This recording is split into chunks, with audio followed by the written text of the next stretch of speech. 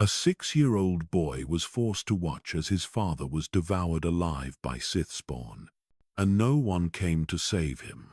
This is the story of Marka Ragnos, the Dark King of Korriban, the ghost who crowned empires, the lord who would not die.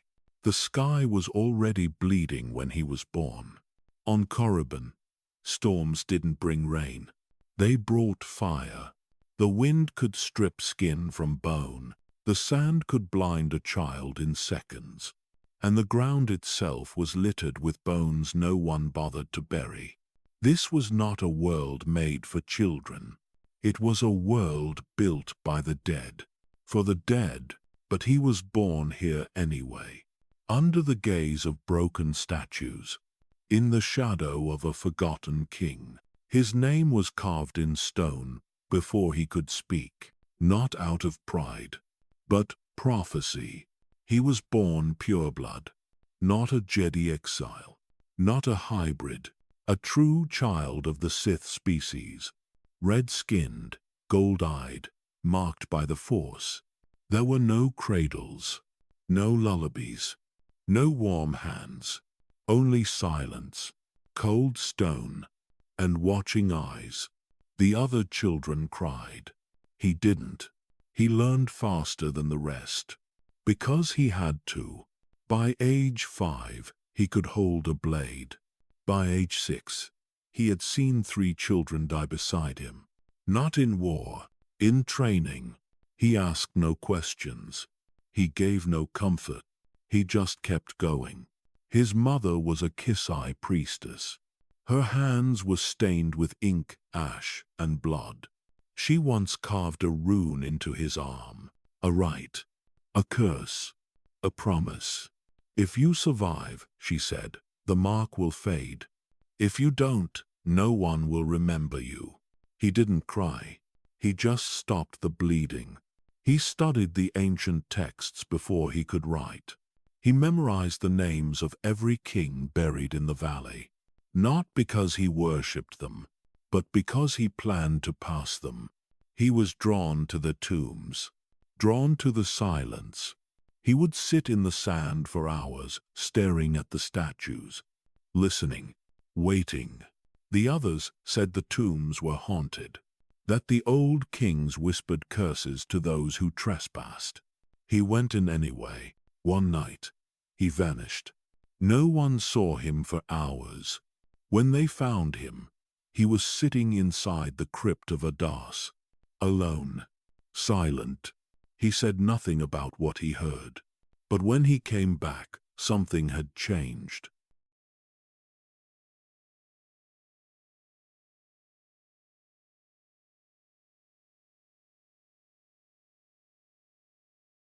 He stopped speaking, stopped eating. He only watched. And when an older boy mocked him, Ragnos shattered his jaw with a single strike.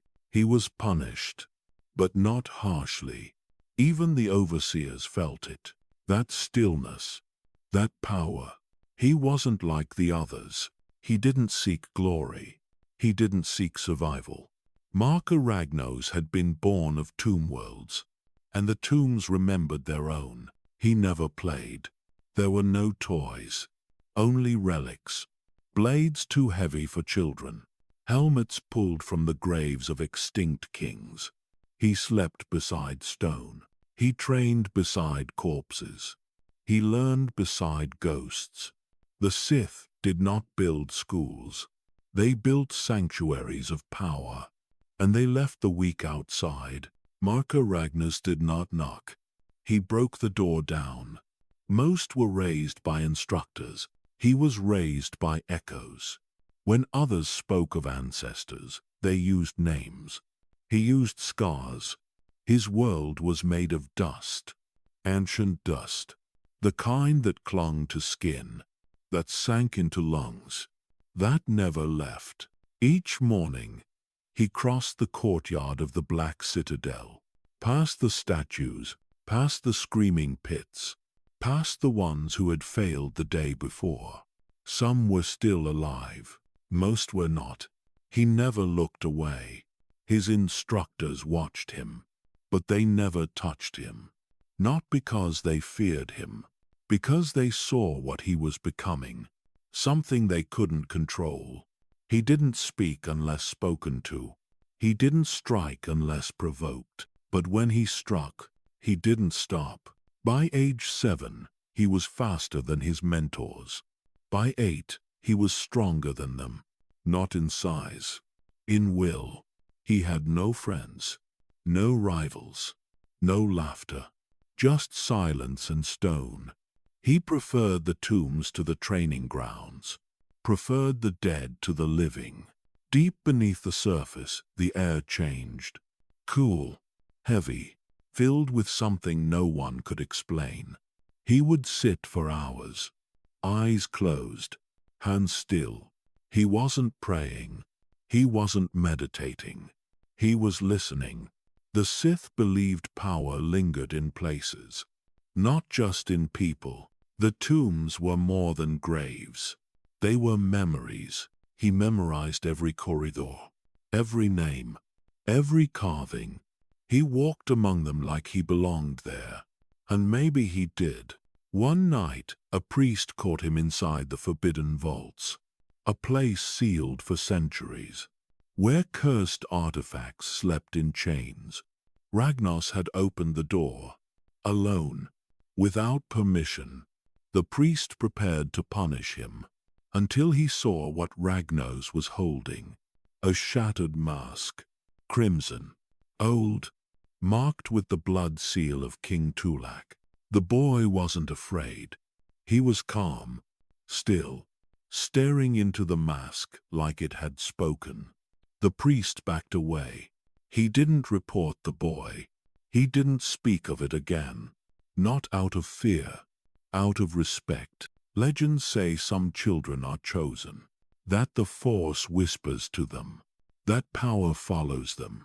But Ragnos wasn't followed. He led. The others trained to impress. He trained to survive. When he walked, others moved aside. Not because he threatened them, because he didn't have to. He never smiled, never boasted. He didn't need to. Every motion was precise, every word measured, every glance final. He had been shaped by stone, sharpened by silence. Among ash and statues, he had found purpose. Not to serve, not to obey, to rise. And even the statues seemed to know it. The trials didn't begin with ceremony. They began with blood. There were no announcements, no lists, no warning. One morning, a name would be called, and a child would vanish. Sometimes they came back, different, broken, quiet. Sometimes they didn't. Marka Ragnos was 9 when his name was called. The others stared, not with pity, with jealousy. They thought the trials were a reward, proof of strength, proof of worth. They were wrong. The gates closed behind him. Stone, sealed, no light. Only the sound of grinding metal, and breathing that wasn't his. It lasted hours, maybe days. No food, no sleep, no comfort. Only pain and voices, some real, some not. Acolytes were tested on skill.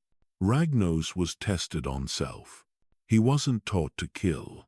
He was forced to choose. In one trial, he was handed a blade and locked in a room with another child. No words, no reason, just survival. The boy cried, begged, said they could escape together. Ragnos didn't speak. He just acted, not out of cruelty, out of clarity. The trial wasn't about strength. It was about resolve. He passed. But the crying didn't stop, not even after it was over. It followed him, in dreams, in silence. He learned to live with it. The next trial was worse. He was made to kneel before a Sith spirit, bound in iron chains. kept alive through alchemy. It spoke his name before he said a word, told him things no one else knew, told him what he would become and what he would lose. Then it asked a question: will you serve power or become it? He said nothing. The silence was his answer. The spirit laughed, then screamed, then vanished. He passed again. Others were broken by that question. He was shaped by it. Each trial was worse than the last, not because of pain, but because of clarity. He saw what the Sith truly were: not warriors, not kings, monsters, built by fear, ruled by anger. Alone, he didn't run from that truth. He became it. By 11, he had passed every trial, twice as fast as those before him. He didn't celebrate. There was nothing to celebrate. His body bore the marks: burns, cuts, scars that would never fade. But his eyes were unchanged, cold, focused, unshaken. The overseers gathered in silence. They didn't applaud. They didn't kneel. They just watched. They knew what they had done. They hadn't trained a student. They had released a weapon. One instructor tried to test him. A surprise duel. Public. Final. Ragnos didn't hesitate. He didn't show mercy. He didn't even sweat. The instructor never stood again. The halls went quiet after that. The whispers returned. Not from the dead, from the living. They said he wasn't normal. Said he was touched by something ancient. Something older than the Sith. He never corrected them. He trained alone. He walked alone. But he was never truly alone. The tombs watched. The statues listened. The Force whispered. And Marka Ragnos answered. Not with words, but with silence. He didn't become Sith because he wanted to. He became Sith because nothing else was left. The trials didn't end. They changed shape. Life became the test. And he never failed again. His first kill outside the trials wasn't for honor. It was for air. A boy tried to drown him. Not with power. With hands, jealousy, hate. They weren't even enemies. Just competitors. It happened near the burial pools, where the water ran black with alchemical residue. Sacred, toxic, they fought in silence. No teachers. No audience. Only breath and blood. Ragnos didn't scream. He didn't panic. He let the boy press his head under. Waited. Counted. Listened. Then he moved. Fast. Precise. Final. The stone floor cracked beneath the boy's skull. And the water turned darker. No one investigated. No one asked questions. The body was burned. The name erased. Ragnos returned to training. Unchanged. Unbothered. He was 12. There were no consequences. Only silence. And respect. That was the moment everything shifted. Before that, he was a prodigy. After that, he was feared. When he walked into a room, it emptied. Not because he threatened anyone, because he didn't have to. He didn't seek violence, but it followed him. He didn't speak of that day. He didn't need to. He had passed the final test. The one no one talked about. The one that separated the living from the remembered. He had chosen survival over innocence. Without hesitation, without regret, he began to carry a blade. Not standard issue. An heirloom. Forged from obsidian. Stained from ritual. He didn't flaunt it. Didn't show it off. But when it left its sheath, someone always bled. He rarely used it. Because he didn't need to. By 13 he could command a room with silence alone. By 14, he had bested every instructor in sparring. Not once. Every time, he stopped training with groups. They stopped asking. The tombs became his arena. The spirits, his mentors. He meditated for hours beneath the statue of King Ragnos. Listened to the wind that moved without air. Heard names he had never learned. Saw visions of futures not yet written. When he returned, he moved differently. Spoke less. Stared longer. Something had changed. At 15, he challenged a senior acolyte during a ceremony. Publicly. Without warning. It wasn't allowed. But no one stopped it. They knew how it would end. The duel lasted seconds. One strike. One scream. The body fell at the base of the great pyre. The fire lit moments later. Ragnos didn't blink. Didn't turn. He watched the flames rise. Watched the shadows twist. He had sent a message. Not to the acolytes. To the masters. He was done waiting. They summoned him that night. The dark council of the old Sith. Wreathed in smoke. Cloaked in judgment. They asked nothing. They observed. He spoke only once. I am not here to serve. I am here to rule. No one laughed. No one punished him. They just let him leave. At 16, he was a warrior without equal. Not because of raw power. Because of purpose. His enemies didn't see him rise. They saw him arrive. The tombs that once whispered, now fell silent. He didn't need their approval anymore. Only their throne. He carved his name into the stone with his own blade. Not in celebration. In warning. Marka Ragnos was no longer a student. No longer a child. He was a storm given form. A shadow that cast its own darkness. And the blade no longer spoke. Because he no longer needed it to. The Sith were never one people. Not truly. Not even in the beginning.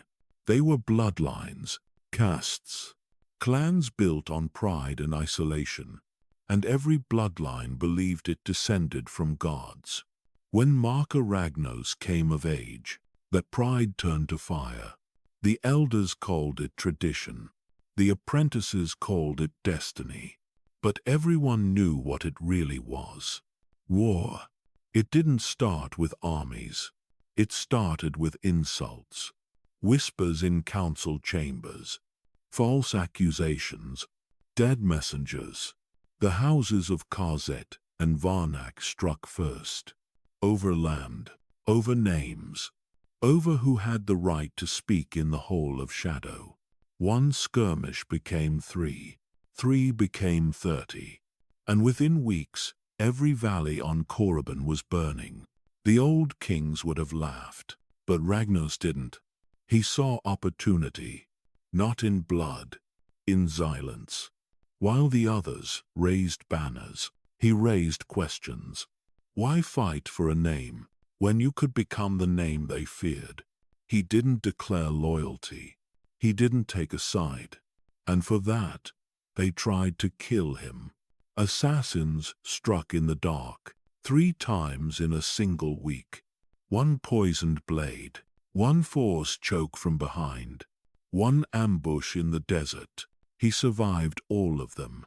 He kept the blade, burned the body, left the last one alive, so he could scream. It worked. By 17, no house dared move against him directly, but none accepted him either.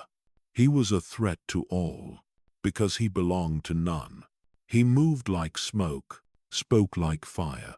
And when he returned from the tomb of Sorcerer's sin, the elders noticed. He wasn't just an acolyte anymore. He was a symbol. Some followed him out of fear. Some followed him because they thought they could use him. But none controlled him. He had no house, no throne, no bloodline beyond myth.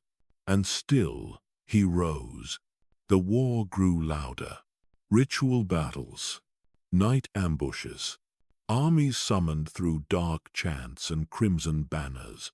Whole generations were buried in days. Korriban became a furnace, one fed by its own children. Ragnos watched it burn, watched the statues crack, watched the tombs seal themselves in dust and blood. He didn't mourn.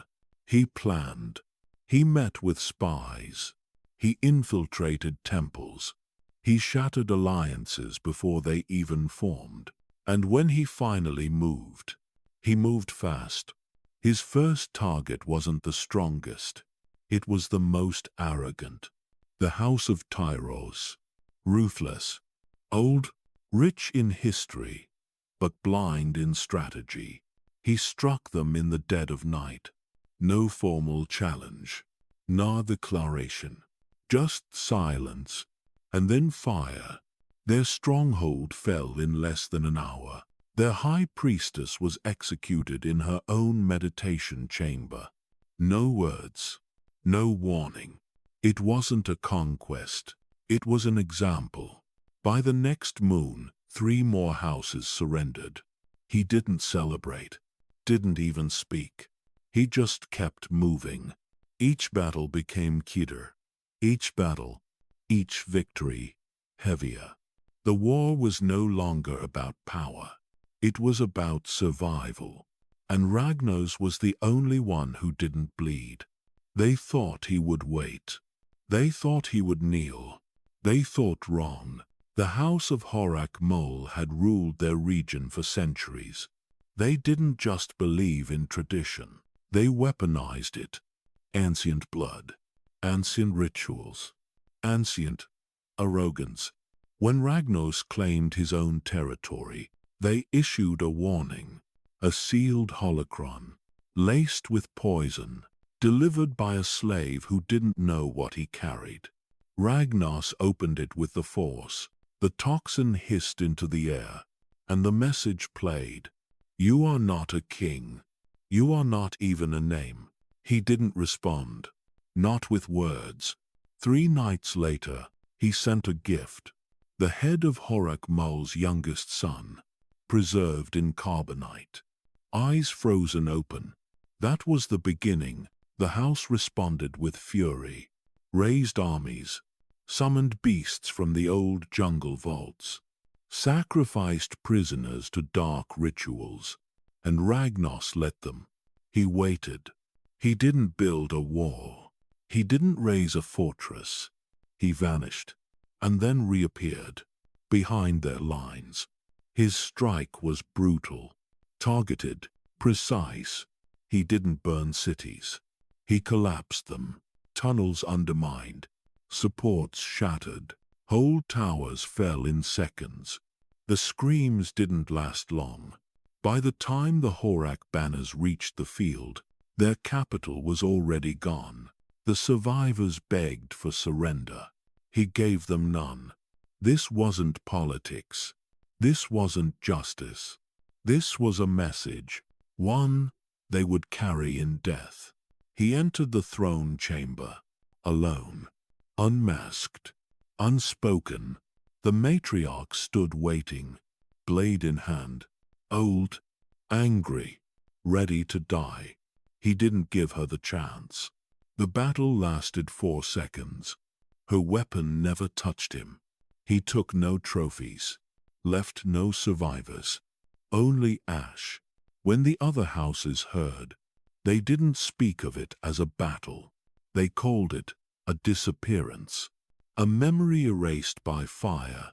They said Ragnos had become something else, something the tombs had dreamed of, something even the Force had not prepared for. But he wasn't finished, because it wasn't about one house. It was about all of them, every bloodline that mocked him, every lord who whispered, every elder who called him unworthy.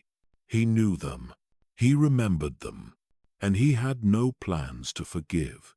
He unleashed his forces in waves, not armies, blades, silent killers, Force-trained acolytes. Mercenaries promised land instead of credits. They struck in temples, in bedchambers, in council halls, mid-sentence. The Sith called it chaos. Ragnos called it preparation. He didn't want territory. He wanted obedience, not from loyalty, from fear. And he got it. By age 18, 5 houses had fallen. 3 more had bent the knee.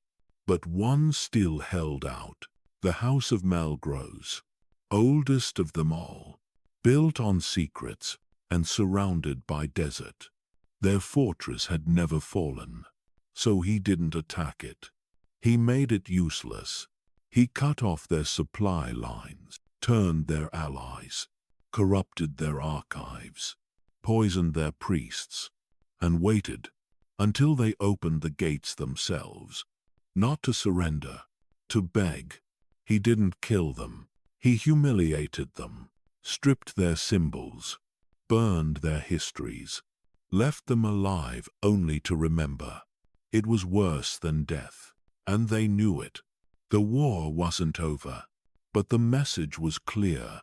Marka Ragnos didn't start the fire. He just made sure no one survived it. He had no palace, no council, no crown, and still they followed him. Not because they believed in him, because they feared what happened to those who didn't. By age 20, Marka Ragnos ruled more territory than most Sith lords did in a lifetime. He didn't claim it. He took it. And when he was done, he left nothing behind but silence. The other houses called him unstable, called him reckless, said he moved too fast. They were right, but none could stop him. He didn't build temples. He buried them. He didn't write laws. He broke the ones that stood. Every battle was personal. Every conquest intentional. He never struck first, without knowing exactly how it would end. The galaxy outside of Korriban remained distant. The Republic, ignorant. The Jedi, unaware. But inside the system, every breath was his. He surrounded himself with killers. Acolytes who had survived the trials. Mercenaries who had seen him fight and refused to fight back. He didn't need loyalty. He needed fear, and they gave it to him. He trained them in silence. No speeches, no names, only purpose. He taught them that power was not a right. It was a habit, one sharpened daily, or lost forever. They learned quickly. The ones who didn't, vanished. He didn't allow weakness near him. Not in others. Not in himself. Even in moments of peace, he never relaxed. He studied the maps, watched the skies, visited the tombs alone. He was not just expanding. He was preparing for something larger. He spoke rarely, but when he did, his voice cut deeper than any blade. I do not lead because I was chosen. I lead because none of you are willing to. And no one answered, because they knew it was true. The elder Sith tried to trap him. One final challenge. One last test. They called it a negotiation. A council gathering in the high vaults. Dozens of lords, hundreds of guards, and one seat left empty. He walked in alone, unarmed, unafraid. They surrounded him, demanded terms, called him child, traitor, pretender. He didn't speak, not at first. He just looked at each of them, and then said one sentence. If any of you were worthy, you would have killed me by now. No one moved. He left without injury. 3 days later, the vault collapsed in the night. No proof, no bodies, only dust. The council was gone, and so were the questions. He wore no crown, but no one doubted who ruled. His enemies stopped speaking in public, stopped gathering, stopped plotting. They simply disappeared, one by one. The Sith Empire was not yet united, but it had stopped resisting. And in the center of it all stood Ragnos, a man without ceremony, without title, but with more control than anyone had held in centuries. The tombs began to stir again. Some said the force had shifted. Some said the ghosts were waking up. Others said nothing, because they had seen what he had done, and what he would do next. He didn't call himself king, didn't ask for the throne. He just kept walking toward it. There was no final battle, no treaty, no moment where the drums stopped. The war ended because there was no one left to fight it. Entire bloodlines were gone, erased, their tombs sealed, before they had even finished naming their dead. The survivors didn't gather, didn't speak. They simply lowered their banners and waited for what came next. But nothing came, because Ragnos didn't rush. He didn't move to occupy. He didn't declare himself emperor. He waited, not out of doubt, out of clarity. The throne would come, but not before the silence did. He spent days alone, weeks without speaking. He walked the battlefields without armor, listened to what remained. Flies, ash, wind. The force was quiet too, as if holding its breath. He visited the ruins of Horak Mol, the place he had erased, stood where the high walls had once towered, closed his eyes. He didn't smile, he didn't grieve. He just stood there, because that was the cost. Not just theirs, his too. He had killed more Sith than most Jedi ever would. Not in defense, in design. And he wasn't finished. Some still resisted. Not openly, not bravely. Whispers, poisoned cups, missing messengers. He let them try, let them fail. Each time, he responded without sound. A sudden collapse, a missing fortress, a name struck from the archives. He didn't need to raise his voice. He had already made himself heard. The planets closest to Korriban began to realign. Ziost, Ashar's Re, Thul. They sent emissaries, not to challenge, to join. They didn't bring threats. They brought relics, holocrons sealed for centuries, weapons too cursed to wield. He accepted them, not because he needed them, because he knew what it meant. They had stopped resisting history, and history had already chosen him. He met with no advisors, appointed no council. He studied the tombs again, not to worship, to listen. The voices were clearer now, older, focused. They spoke of empires lost, wars that never ended, lords who reached too far, too fast. He took note, because he didn't want to repeat them. He wanted to eclipse them. And the ghosts seemed to understand. They didn't warn him. They watched him. One night, he lit the pyres himself.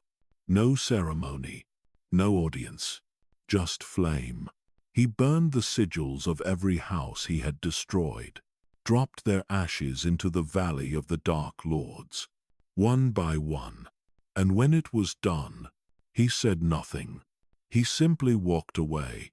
By the time he turned 21, there were no rivals left, no challengers, no bloodlines bold enough to stand, no secrets strong enough to shield. But still, he did not sit on the throne. Not yet, because power wasn't something to take. It was something to become. And Marka Ragnos was still becoming. The war had ended, but peace had not begun. What stood now was something in between, a quiet held intention, a darkness waiting for its shape. He stood at the center of it, not as a ruler, not yet, but as the storm that refused to pass. Before the throne, there was a head, floating, breathing, watching. Seamus had once ruled the Sith. Long ago, before the wars, before the silence, before Ragnos, he was a master of alchemy, of rituals older than language. His body had failed, his will had not. When his time came, he refused to die. He severed his own head and kept it alive, preserved in a jar, kept warm by spells, fed by whispers in the Force. They said he still felt pain, still dreamed, still remembered the taste of betrayal. He had once lost a duel for the crown, to another king, another time, but he had survived it. And in his mind, that meant he had never truly lost. When the bloodline wars ended, Seamus stirred. He sensed the quiet, the stillness. He felt the shift, the cold pull of change. He knew what it meant. Someone had risen. Someone too young, too fast, too dangerous. Marka Ragnos. The name reached him like an echo, a sound from outside the jar. Faint, but growing. He listened. He learned. He waited. He was no longer a king, but he was still a symbol. And in Sith history, symbols didn't fade. They challenged.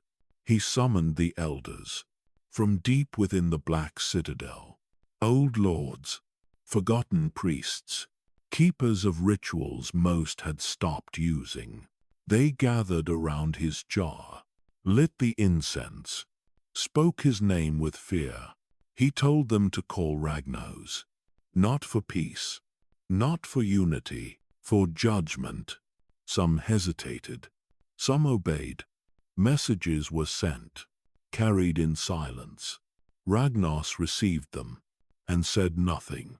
But he came, not with armies, not with followers, alone, because he knew this wasn't a war. It was a question, and only one answer would be remembered. Seamus waited in the deepest chamber, surrounded by relics, watched by firelight, held upright by machines built from bones. He did not blink, he could not move, but he was still dangerous. His voice still held power, his eyes still held hate. When Ragnos entered, he did not bow. He looked into the jar and spoke 4 words. "You should have stayed dead." The chamber went quiet. Even the flames seemed to dim. Seamus smiled. He had been waiting a long, long time. Not for power, for revenge. And now, he would take it, or finally rest. Seamus had ruled before Ragnos was born. Before the wars, before the fractures, before the silence.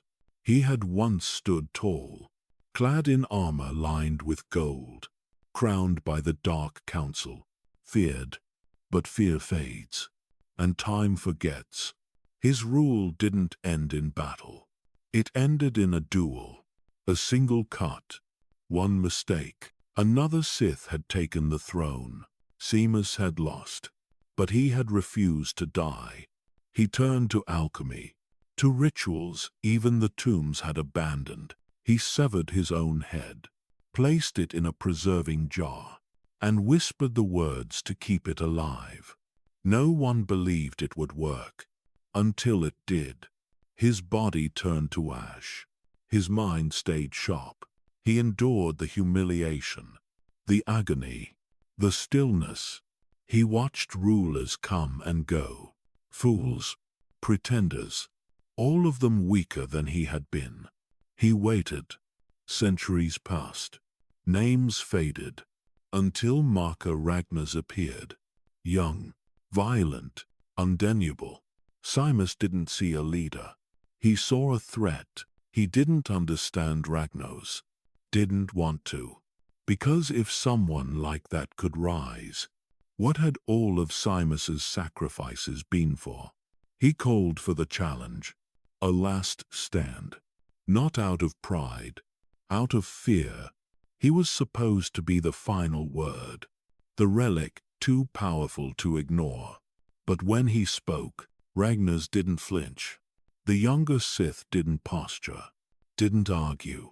He just stared. Like Simus was already gone. It cut deeper than any blade. The old sorcerer raised his voice, called Ragnos a child, a usurper, a shadow of the true Sith ways. Still, Ragnos said nothing, because he didn't need to prove anything. Not to a head in a jar. Simus unleashed his power, spells that bent the air, force waves laced with hatred. Lightning pulled from the roots of the stone. The chamber shook, artifacts shattered, stone cracked, flames turned black, but Ragnos stood still. And then he moved, fast, precise, inevitable. He wasn't just strong, he was cold. He blocked the attacks without effort, closed the distance, spoke his first words since entering. You were strong once, but strength that begs for attention is already gone. Simus screamed, not from pain, from realization. This wasn't a challenge, it was a funeral. His arrogance had summoned his end, and Ragnos had not come to win. He had come to bury. The chamber was ancient, built before the Republic, before the Jedi, carved from obsidian, veined with bloodstone. It wasn't meant for battles. It was meant for judgment. And today, judgment had returned. There were no guards, no allies, no audience. Only Simus, and the one who would end him. The duel began without a word. Simus floated high, his jaw supported by invisible hands. His mind reached out, twisting the force, unleashing waves of kinetic fury. The room howled, walls groaned, cracks spidered across the ceiling. But Ragnos was already moving. He dodged without panic, struck without anger. He didn't fight to prove himself. He fought to erase.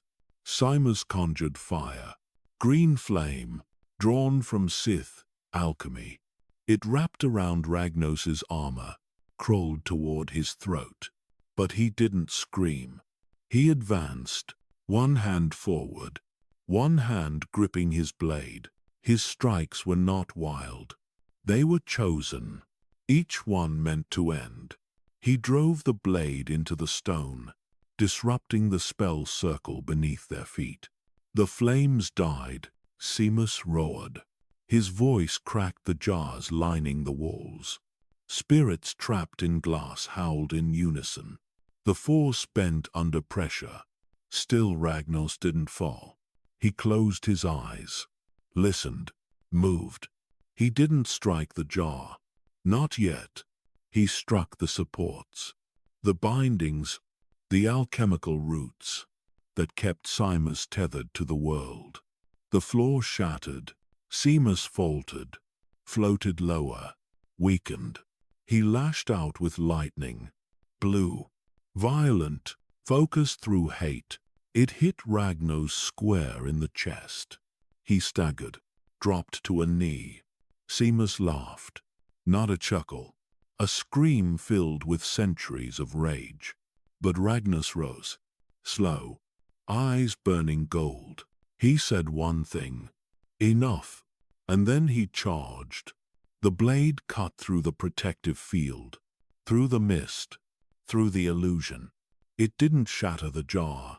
It severed the link beneath it. The force went quiet. Simus fell. The sorcerer's head hit the ground, not broken, not dead, but disconnected. The silence was louder than the storm. Ragnos stood over him, breathing steady, face calm.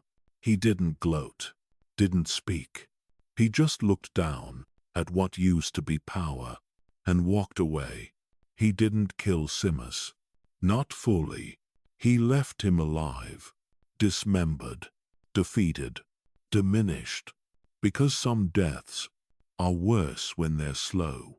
The duel was over, but there was no applause, no tears, no coronation, just quiet. Marka Ragnos didn't return to a celebration. He returned to shadows.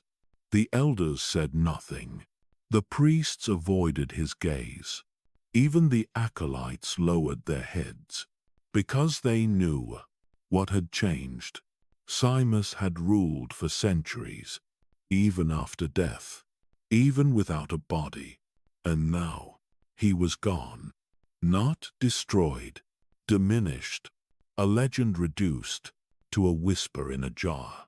And the one who had done it stood alone. Ragnos didn't speak, didn't explain. He didn't have to. Power doesn't need permission. It only needs proof. He walked the Black Citadel like it belonged to him, because now it did. No title had been given, no crown placed on his head, but the throne was empty, and no one dared to fill it. So he sat, not out of pride, out of certainty. He had earned this silence. The throne was carved from stone, etched with ancient runes, its arms worn smooth by the weight of forgotten kings. Ragnos placed both hands upon it, closed his eyes, and listened, not to voices, to the void, the absence of resistance, the acceptance of fate. It was the moment every Sith waited for, the moment when power stopped being chased and became still. He did not smile. He did not breathe deep. He simply existed, like a mountain, like a wound.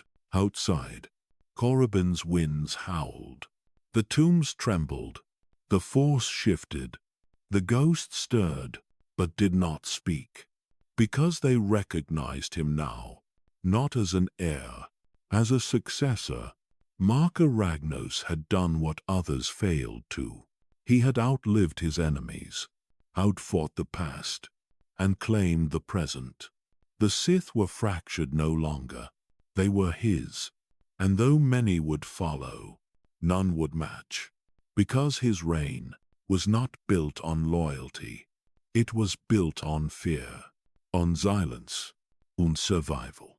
Even Simus still lingered in the catacombs, a head with no voice, a mind trapped in stillness. He had once ruled. Now he watched, and that was worse. Some whispered that Ragnos spared him, as a warning. Others said he left him alive, because killing him would have honored him too much. Ragnos never explained. He never returned to the vault. He never mentioned Simus again, because what's buried should stay buried.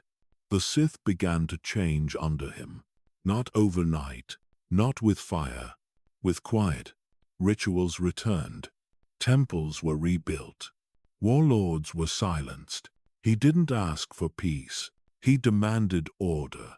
And when it was given, he gave nothing back. He had no need to reward obedience, only to punish its absence. Marka Ragnos was now Dark Lord, not by vote, not by inheritance, by survival, by force, and by silence. The throne did not celebrate. The citadel did not echo. Only the wind spoke, and it carried his name through every canyon and every crypt. Marka Ragnos, the Sith without mercy, the ruler without a crown, the legend who left even death unfinished. The day Marka Ragnos took the throne, no one objected, because no one could. There were no rituals, no hymns, no declarations. He simply walked into the throne chamber, Saturday, and stayed. The throne itself had waited centuries. Cold stone, carved from the bones of extinct beasts, etched with the names of kings who had failed to hold it. Ragnos didn't speak when he sat, didn't smile, didn't breathe deep. He just watched the room, and the room watched him. That was enough. The Sith Empire had never been truly unified. Not until then. Before Ragnos, each region answered to itself. Bloodlines ruled by force, but rarely in sync. He changed that. Not with politics, not with persuasion, with fear. He summoned the heads of each surviving house, one by one, not to negotiate, to test. He gave them no instructions, only silence. Some knelt, some hesitated, one refused. By the next dawn, his name was erased from every archive. His fortress reduced to glass. The rest fell in line. There were no rebellions, only disappearances. No speeches, only glances. No second chances. His rule was not enforced by guards or advisors. It was enforced by what had already happened, by what might happen again. Even the Dark Council bowed, quietly, carefully. Some tried to guide him, to influence his decisions. They were replaced, not with better minds, with emptier chairs. He didn't need help. He needed silence, and silence became law. He rarely left the capital, rarely spoke in public, rarely explained himself, but his presence was everywhere. Holocrons began to speak his name, not in praise, in warning. Sith lords taught his strategies, without ever admitting they feared him, because they did. Even his allies never used his name in private.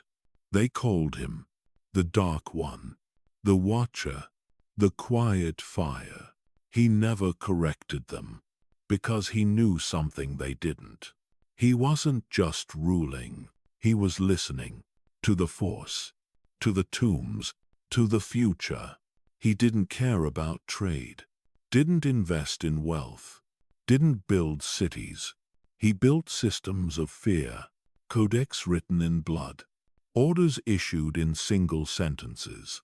And when those orders were broken, the response came quickly, without explanation, without mercy. Entire sects were purged for a single failed ritual.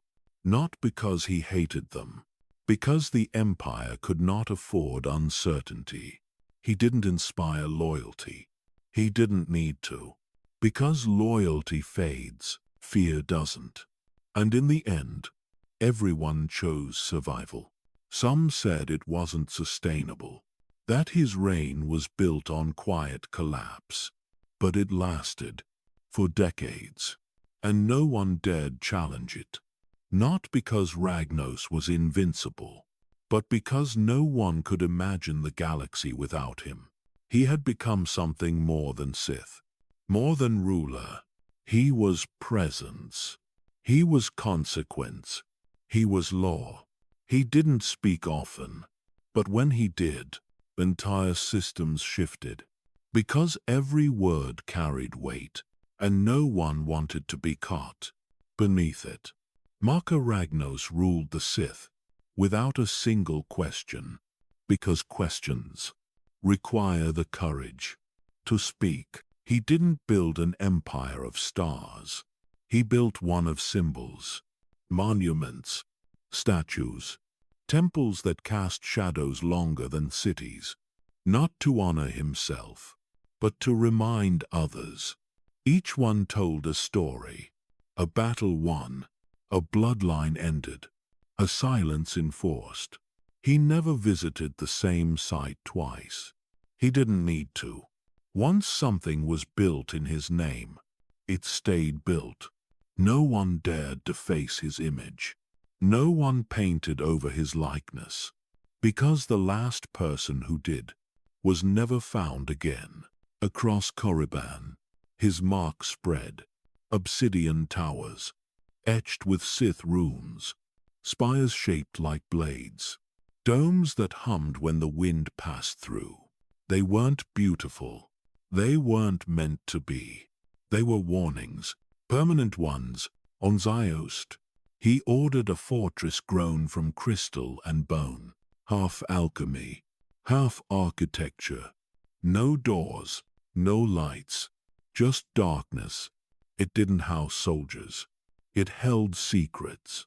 Things taken from enemies, things too dangerous to destroy, things even he didn't trust. He placed no guards outside, because no one ever tried to enter. On Malachor, he sanctioned the creation of a scar, a crater carved by Force energy, where Sith spawn were born, and sometimes left to wander. They weren't trained, weren't commanded. They just existed, like nightmares, waiting to be remembered. He didn't fear them. He understood them, because he had become one of them, something created by fire and left behind on purpose.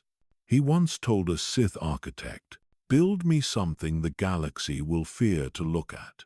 The architect asked for clarification. 3 days later, a replacement arrived, with no questions. Even in deep space, he left monuments, satellites forged from dark steel, hollow beacons that whispered in ancient Sith dialects. They didn't transmit orders. They transmitted presence, a reminder. The Sith had not just survived. They were watching. Every world that had resisted him received a statue, not of him, of what he destroyed. Burned cities, shattered thrones, names carved in reverse, so they could never be spoken again. Ragnos didn't celebrate conquest. He engraved it, because stories fade. Stone doesn't. And in his silence, he gave shape to power. He never stood at the openings, never cut the ribbons, never lit the fires. He sent one signal, a black banner dropped from the sky. If it landed, you were expected to build. If you hesitated, you were never asked again. Some monuments were built from the bones of enemies, literally crushed, reformed, held together with binding chants. One shrine whispered the names of those buried within. Whenever someone walked past it, it wasn't a mistake. It was a design. He didn't use art for culture. He used it for memory, not to remember glory, to remember fear, because fear taught longer than honor ever could. And in time, the galaxy learned to build without being asked. Systems constructed shrines on their own, out of loyalty, out of survival. It didn't matter. He never visited them. He never thanked them. He just let them exist. Because by then, the monuments didn't honor a man. They honored a rule. Marka Ragnos didn't need to be present. His empire had learned how to tremble without him. Time didn't touch Marka Ragnos, not like it touched others.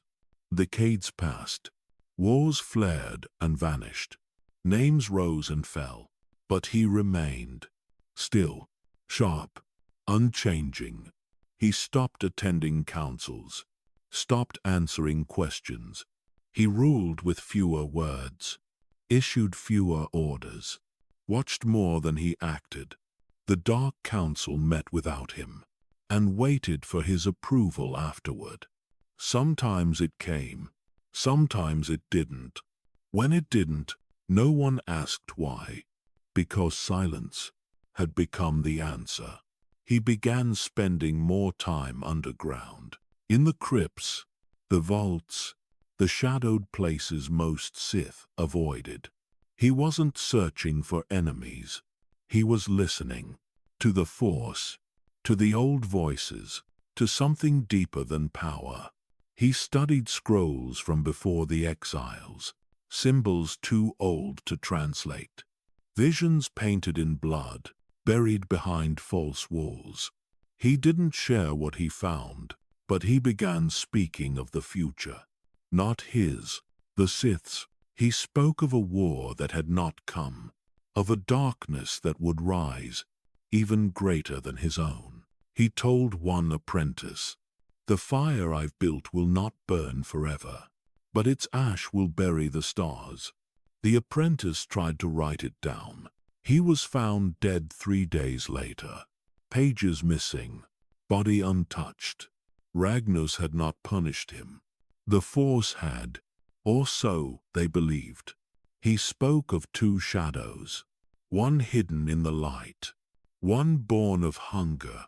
He did not explain, he did not repeat, but those who heard never forgot. He claimed the Sith had not yet begun, that everything before him was prologue, and that after him everything would fall apart.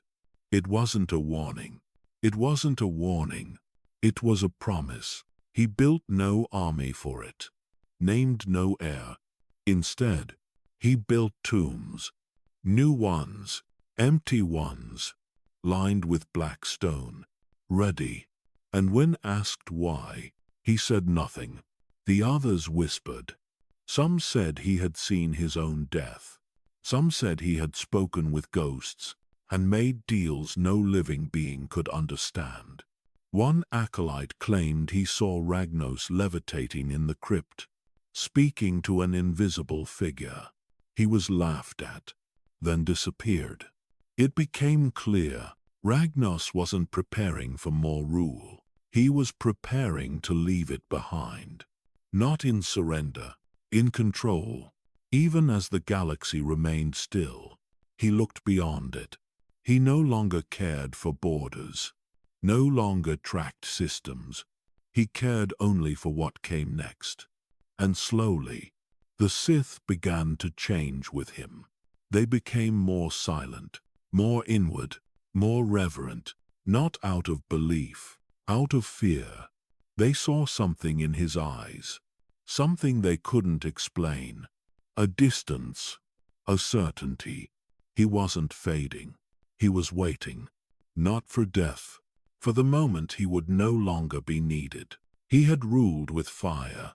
Now he ruled with absence, and in that absence, prophecy replaced command. The Sith no longer asked what he wanted. They asked what would happen. When he was gone, there were no rivals left, no wars to fight, no throne to take, because Marka Ragnos already had everything, and no one else wanted what it cost. He sat in stillness for hours, sometimes days, eyes open, breathing slow, not in meditation, not in fatigue, just existing, as if the galaxy itself was waiting on him to move. But he rarely did. His presence was enough. Enough to stop rebellion. Enough to hold the Sith together. But no one stood beside him. He had no counsel, no trusted circle, no voice to answer his own. He had built an empire, and in doing so, he had removed everyone who could speak freely in it. He didn't fear betrayal. He expected it, but it never came, because those who might have tried had already died, by his hand or their own. What remained was obedience, cold, automatic, and lonely. He had become the center of a void, not just in power, in presence. Rooms emptied when he entered, halls gutted. Even the Force grew distant, as if the galaxy understood that nothing more could be said. There were no heirs, no successors, because Ragnos had not chosen one, and no one dared to ask why. He walked the palace alone, a fortress he had built to keep others out, and now there was no one left to invite in. Even his footsteps seemed to echo longer than they should. He still gave commands, but fewer, Simpler, one sentence, one gesture, and entire worlds would respond. He didn't need to explain anymore, because no one misunderstood. He once sat before a window for 6 days, watching the stars shift, watching the storms pass across Korriban's surface. When asked what he saw, he didn't answer. He never looked away. Some believed he was losing himself. Others believed he was seeing too far ahead. No one asked twice. He kept the head of Simus nearby, not in view, but not far, a reminder of what came before and what would never return. Even that head stopped speaking eventually. No one knows why. Perhaps the silence had finally become too loud. Marka Ragnos had become a myth, alive, walking, undeniable. But myths aren't made to last forever. They're made to be remembered, feared, copied. He had no equal, but no companion either. And, though his reign continued, he had already begun to disappear, not from power, from presence. One piece at a time. He stopped attending rituals, stopped speaking to new initiates, stopped appearing in visions. Even the Force seemed to withdraw from him, like breath from a dying world. But he was not dying. He was becoming something else, something darker, greater, more permanent. He ruled the Sith with silence, and in silence they obeyed, because they knew that one day he would vanish, without a word, without a trace, and no one wanted to be the one to fill the space he left behind. The throne was his, but there was no company, no joy, no warmth, just the shape of power and the echo of everything he had destroyed to reach it. He didn't go there for war. He went there for silence. Dormundkas, a world forgotten by most, swallowed by storms, hidden in shadow.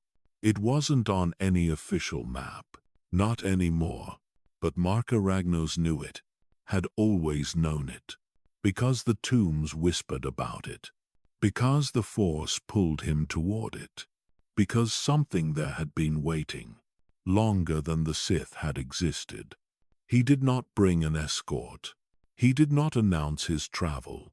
He left in silence, and arrived in silence. The world greeted him with storms, lightning that never stopped, rain that felt like glass, forests that breathed without wind. He walked through it all, alone, unshielded. The beasts didn't attack him.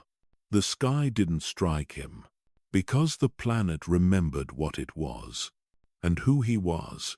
He reached the ruins on the 3rd day. Massive stones, half buried in moss, etched with words no living Sith could read. But he could, not with eyes, with memory. He entered the first temple, without resistance. The doors opened on their own, not with mechanics, with will. Inside, the air was still. Time had no meaning there. No decay, no dust, just presence. He heard it before he saw anything. A voice, faint, crawling across the floor like smoke. Not in basic, not in Sith. In something older, a language that had no name. Because it was never meant to be spoken aloud. He didn't flinch. He followed it, deeper, down steps that hadn't been touched since before the Republic knew the word Jedi. He passed statues that didn't match any known species. They didn't look at him, but he felt them watching. The walls were warm, alive, like something was breathing inside the stone. And then he reached it, a chamber, shaped like a wound, dark, circular, no lights, no torches, only feeling. It wrapped around him, the presence, The cold, it wasn't the dark side. It was beneath it. Older, hungrier, patient. He stood in the center, closed his eyes, and listened. It spoke, not in words, in impressions, memories not his own. He saw kings that had no names, wars that had no stars, power that had never been claimed. And he felt something else. Recognition. The world knew him, had seen him coming, had shaped itself. For this moment, he didn't smile, didn't speak. He just bowed his head, not in worship, in understanding. He had found the place where the Sith began, and it hadn't died. It had hidden, waiting for someone worthy. Now it had one. Marka Ragnos left the chamber without taking anything, because what he came for had already been given. The world had whispered, and he had whispered back. The planet let him go deeper, not with maps, with memory. The jungle thinned, the air thickened. He felt the pull beneath his feet. Not gravity, something colder. He followed it to a door, without hinges, without seams, buried in the rock. He didn't open it. It opened for him. Inside was not a vault, not a tomb, not a shrine. It was a library, but not the kind built for scholars. There were no data pads, no clean holochromes, no organized shelves, only fragments, scattered, stacked, some humming with power, some leaking light, some still bleeding. He took one step in and stopped. The air changed. The walls listened. Something moved across the ceiling. Not alive, not dead. It didn't attack, just watched. He moved again. Slower now. Everything here was older than Sith, older than Jedi, older than names. He passed a row of scrolls, written in flesh, pulsing softly, still warm. He didn't touch them. Not yet. There were spirits in the room. Dozens. Maybe more. They didn't speak, didn't appear. But he felt them, hovering, judging. Some weak, some screaming, all trapped. He found the first holocron, near a broken altar. Black crystal, chipped. He reached toward it, and stopped. It pulsed. Once, then again. As if asking, he placed both hands on it, closed his eyes, and it opened. The voice inside was not Sith, not human. It spoke of things no living being should understand. Binding rituals, soul fractures, gateways sealed with hunger. He listened, then moved on. Each artifact told a different story, not lessons, warnings. One scroll showed a star system, eaten from the inside, not by war, by will. Another displayed a ritual, where names were burned from memory, so their spirits could never return. He kept none of them. He only watched, listened, learned. The spirits moved closer. Some begged to be freed. Others offered power. One tried to scream his name. He silenced it, without a word, because in this place, silence had weight. He descended again, lower than the others had gone, past collapsed staircases, past screaming statues, until he reached the lowest chamber. A void. Nothing there. No walls, no floor, just space and memory. He stepped inside, felt nothing beneath his feet. No light, no gravity, only presence. A figure waited there, formless, ancient. It didn't attack, didn't speak. It just watched him. And for the first time, since his rise, Marka Ragnos hesitated.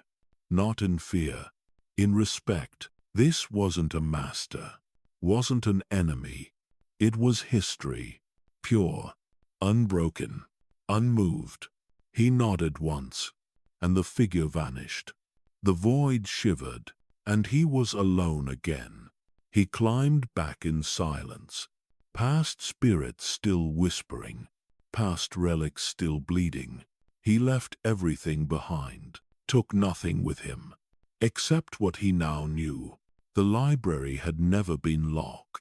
It had simply waited for someone who could bear its weight. And now, that weight was his. He didn't return to Korriban.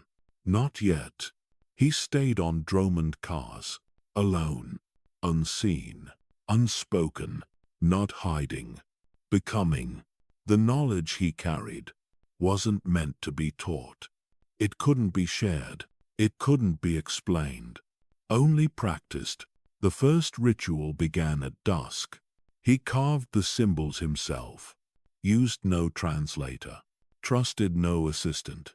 It took 6 hours, not because of the steps, because of the silence. Each movement had to match what the spirits had shown him. Each breath had to land where the force grew thin. He bled into the stone, not as a sacrifice, as a signature. The air around him froze, not in temperature, in time. When the chant ended, he opened his eyes and saw nothing, which meant it had worked. The force didn't answer. It watched. He performed the second ritual, without sleep, at midnight. In the rain, he did not wear a robe. He did not hold a saber. He stood beneath the storm and offered nothing. Not pain, not prayer, only presence. Lightning struck 4 times. The ground opened. He fell in. And when he climbed out, he didn't speak for a day. No food, no water, just stillness. By the third ritual, he stopped using words. Not because he forgot them, because the power no longer required them. He saw figures in the jungle, not animals, not Sith, shadows, with no feet, no faces. They did not harm him. They circled, watched. He circled them back. Sometimes they whispered, sometimes they screamed. He kept walking. One morning, he found a stone basin, filled with black water. No reflection, no ripples. He stepped into it. The basin should have been shallow. It wasn't. He sank, fully, eyes open. The darkness swallowed him, and then it showed him visions of futures that never happened, of Sith who never lived, of tombs not yet built, of names that would be spoken only once. He screamed, but not aloud.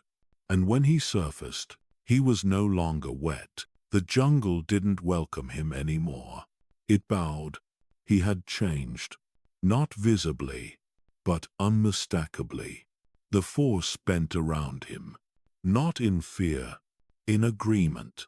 He no longer sought mastery. He was mastery. He walked slower, spoke less. But when he did speak, the air around him shifted. Reality adjusted. He began marking the trees. 1 slash, then another. No pattern, no message, just memory. By the end of the month, the forest was covered in them. Even the birds didn't nest there. He stopped sleeping, not because he couldn't, because he didn't need to. He spoke to spirits, with no names, no pasts, only hunger. He fed them nothing, yet they followed. Some waited in the branches, some whispered through the soil. None left. He performed the final ritual, on a mountain, alone. No altar, no witness. He raised one hand, closed his eyes, and the clouds broke open. Without lightning, no sound, no storm, just space and light. The Force had seen him, and for a moment it paused. Marka Ragnos did not ascend. He descended, back into silence, back into darkness, because what he needed wasn't in the sky. It was beneath him, waiting to be shaped. When he returned, they didn't recognize him, but they bowed anyway. Marka Ragnos had been gone for months, maybe longer. No one had tracked his ship. No one had dared follow. When he stepped back onto Korriban, he didn't speak. He didn't summon. He didn't command. He walked through the citadel as if he'd never left. But everything was different. His presence felt heavier. The air thinned when he entered a room. The Force moved slower. The stone itself seemed quieter. Even the statues turned cold. His eyes no longer searched. They remembered. He wasn't looking forward. He had already seen it. The Sith Lords approached. With caution, they tried to ask questions. He gave them silence. One tried to challenge him. One. The duel lasted seconds. The body was never recovered. He didn't order executions. He didn't rewrite doctrine. He just existed. And the Sith bent around him. The tombs responded. Walls glowed. Voices stirred. Some said the spirits were restless. Others said they were celebrating. But the truth was simpler. They had been waiting for him. And now, he had become one of them. Alive, but untouchable. He moved through temples, like a ghost. Doors opened without touch. Torches lit themselves, and silence followed. Wherever he walked, the younger Sith whispered, not about his power, about his eyes. They said he didn't blink, that his gaze saw through time, that he no longer looked at people, only at their outcomes. He never denied it. He sat on the throne again, but it no longer looked like a seat. It looked like a monument to something already gone. He wasn't ruling anymore. He was observing, measuring. The Empire still functioned, still expanded, still obeyed. But Ragnos didn't lead it. He hovered above it, like a myth that had forgotten how to be a man. He gave no more speeches. He held no more trials. His will became instinct. And the Sith adjusted. There was no celebration, no legacy festival, no holiday in his name, because he was still alive. And no one dared honor a shadow. Still standing in the room, he had passed beyond fear, beyond need. He began spending more time in the Valley of the Dark Lords, not walking, listening to the stone, to the dust, to the memories buried too deep to speak. He never brought guards, because the dead already knew him, and the living would not interrupt. Some nights, they saw lights near his tomb. It hadn't been built yet, but it had been carved, ready, waiting. He stood there for hours, staring at it, not proud, not afraid, just ready, because he knew what legends were made of. Not victory, not survival, stillness. Marka Ragnos had become what all Sith dreamed of. Power without question, legacy without end, a name without equal. He was no longer a king, no longer a ruler. He had become the thing that crowns itself, a memory that would not fade. Marka Ragnos did not fear death. He feared nothing. But the Sith Empire feared something else. The future.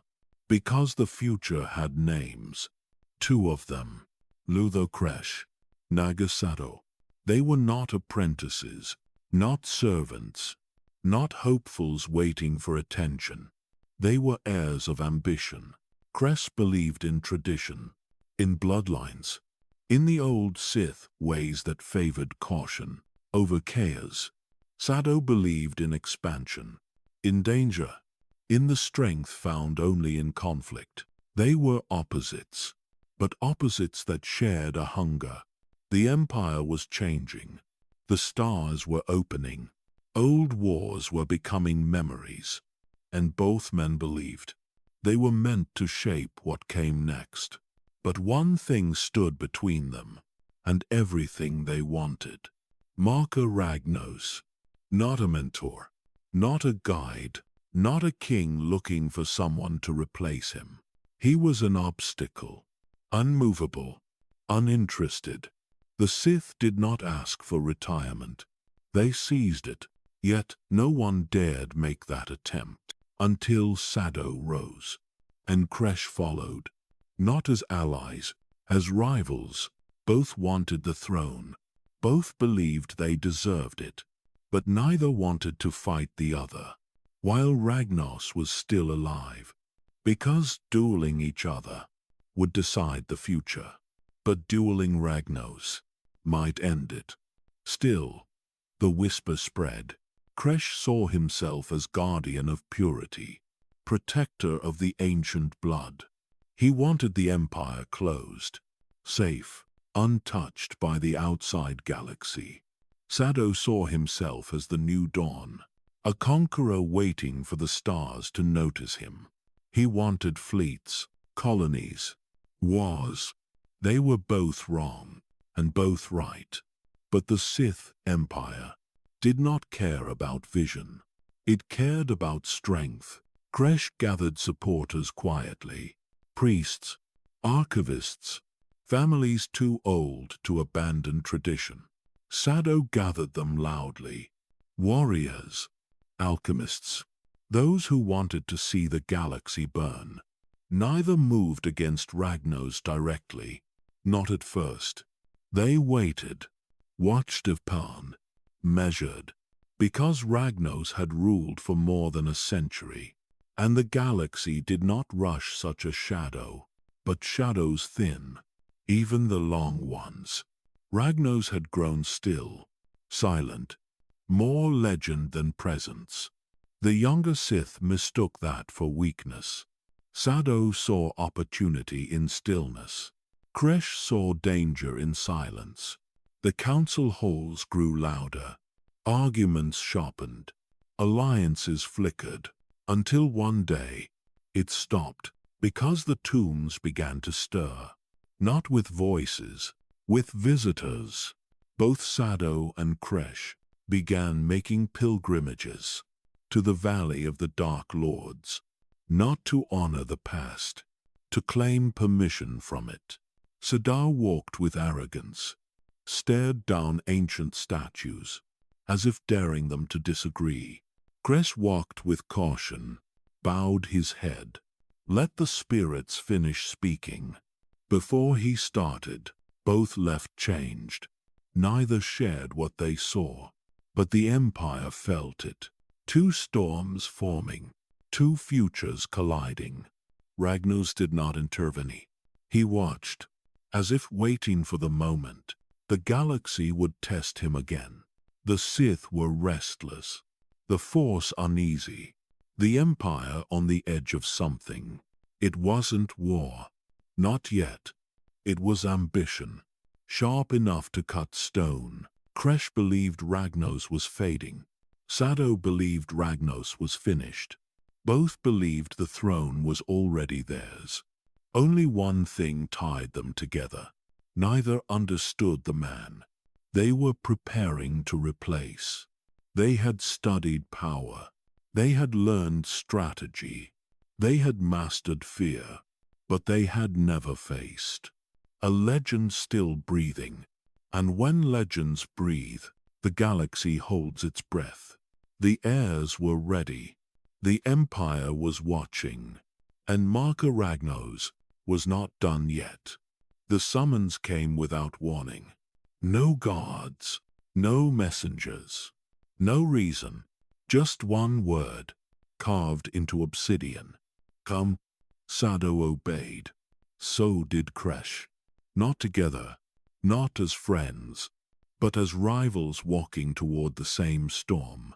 The Black Citadel stood silent, older than any memory, taller than any lie. It had seen kings rise, watched them fall. Now it was ready for one more. Inside, the air was colder than the tombs. No fires, no light, only shadows moving like breath. And at the center, on a throne carved from stone that remembered too much, Marka Ragnos waited. He didn't speak, didn't rise, didn't blink, because the force around him was enough. It wrapped the room, bent it, froze time. Kresh knelt, not out of respect, out of survival. Sado didn't. He stared at the throne, like it was already empty. That was the moment Ragnos stood. Slow, steady, silent. His eyes were not angry. They were endless. He walked past Kresh, past Sado, and stood between them. Not to divide, to judge. You seek what is mine.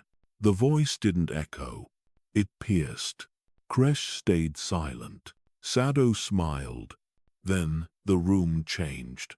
It wasn't the throne that moved. It was the force. The floor cracked. The walls groaned. And from above, dust fell like ash. The duel had begun, and neither challenger had drawn a blade.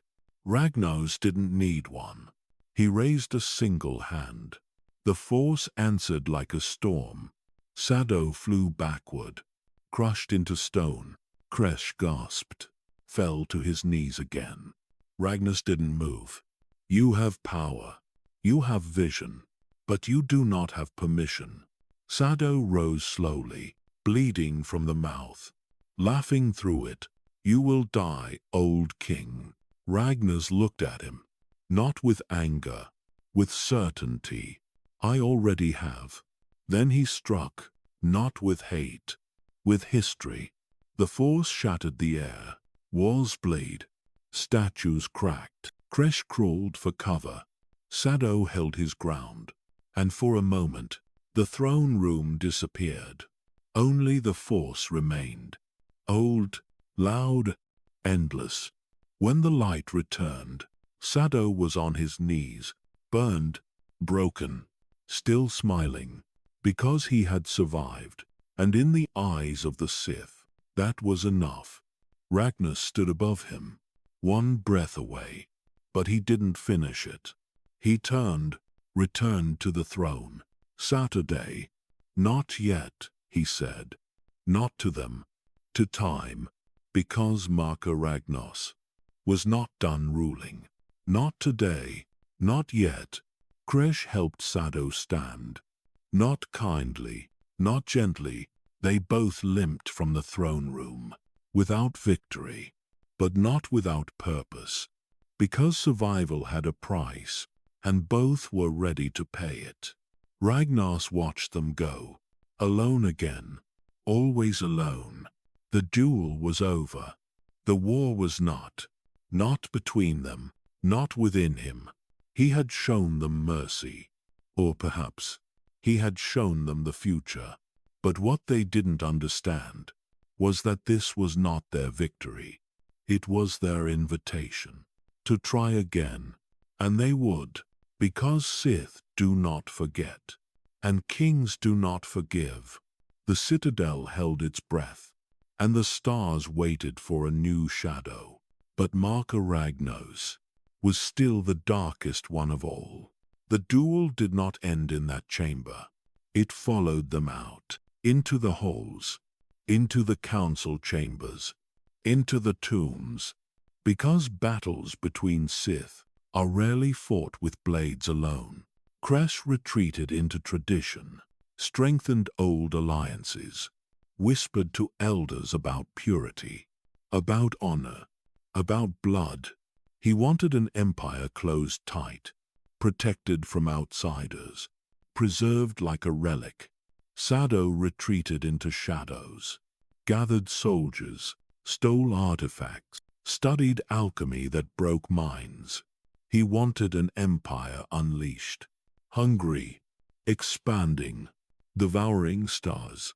Their duel continued in silence, in meetings behind sealed doors, in rituals conducted beneath red moons, in missions where ships never returned. The Sith Empire became a board, with 2 kings and 1 throne. Marka Ragnos watched. He did not interfere. He did not correct. He did not choose, because choosing meant the duel would end. And ending it would mean his own time had passed. His presence alone kept the blade from splitting the empire in half.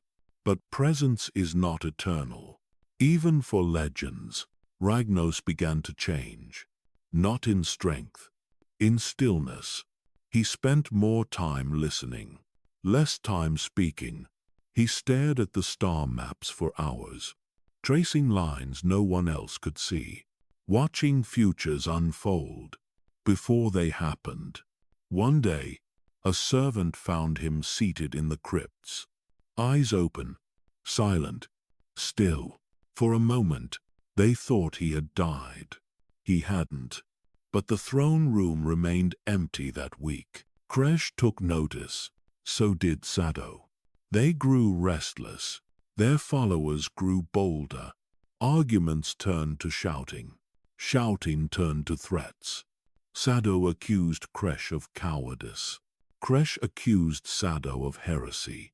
The Sith Lords watched, afraid, unsure.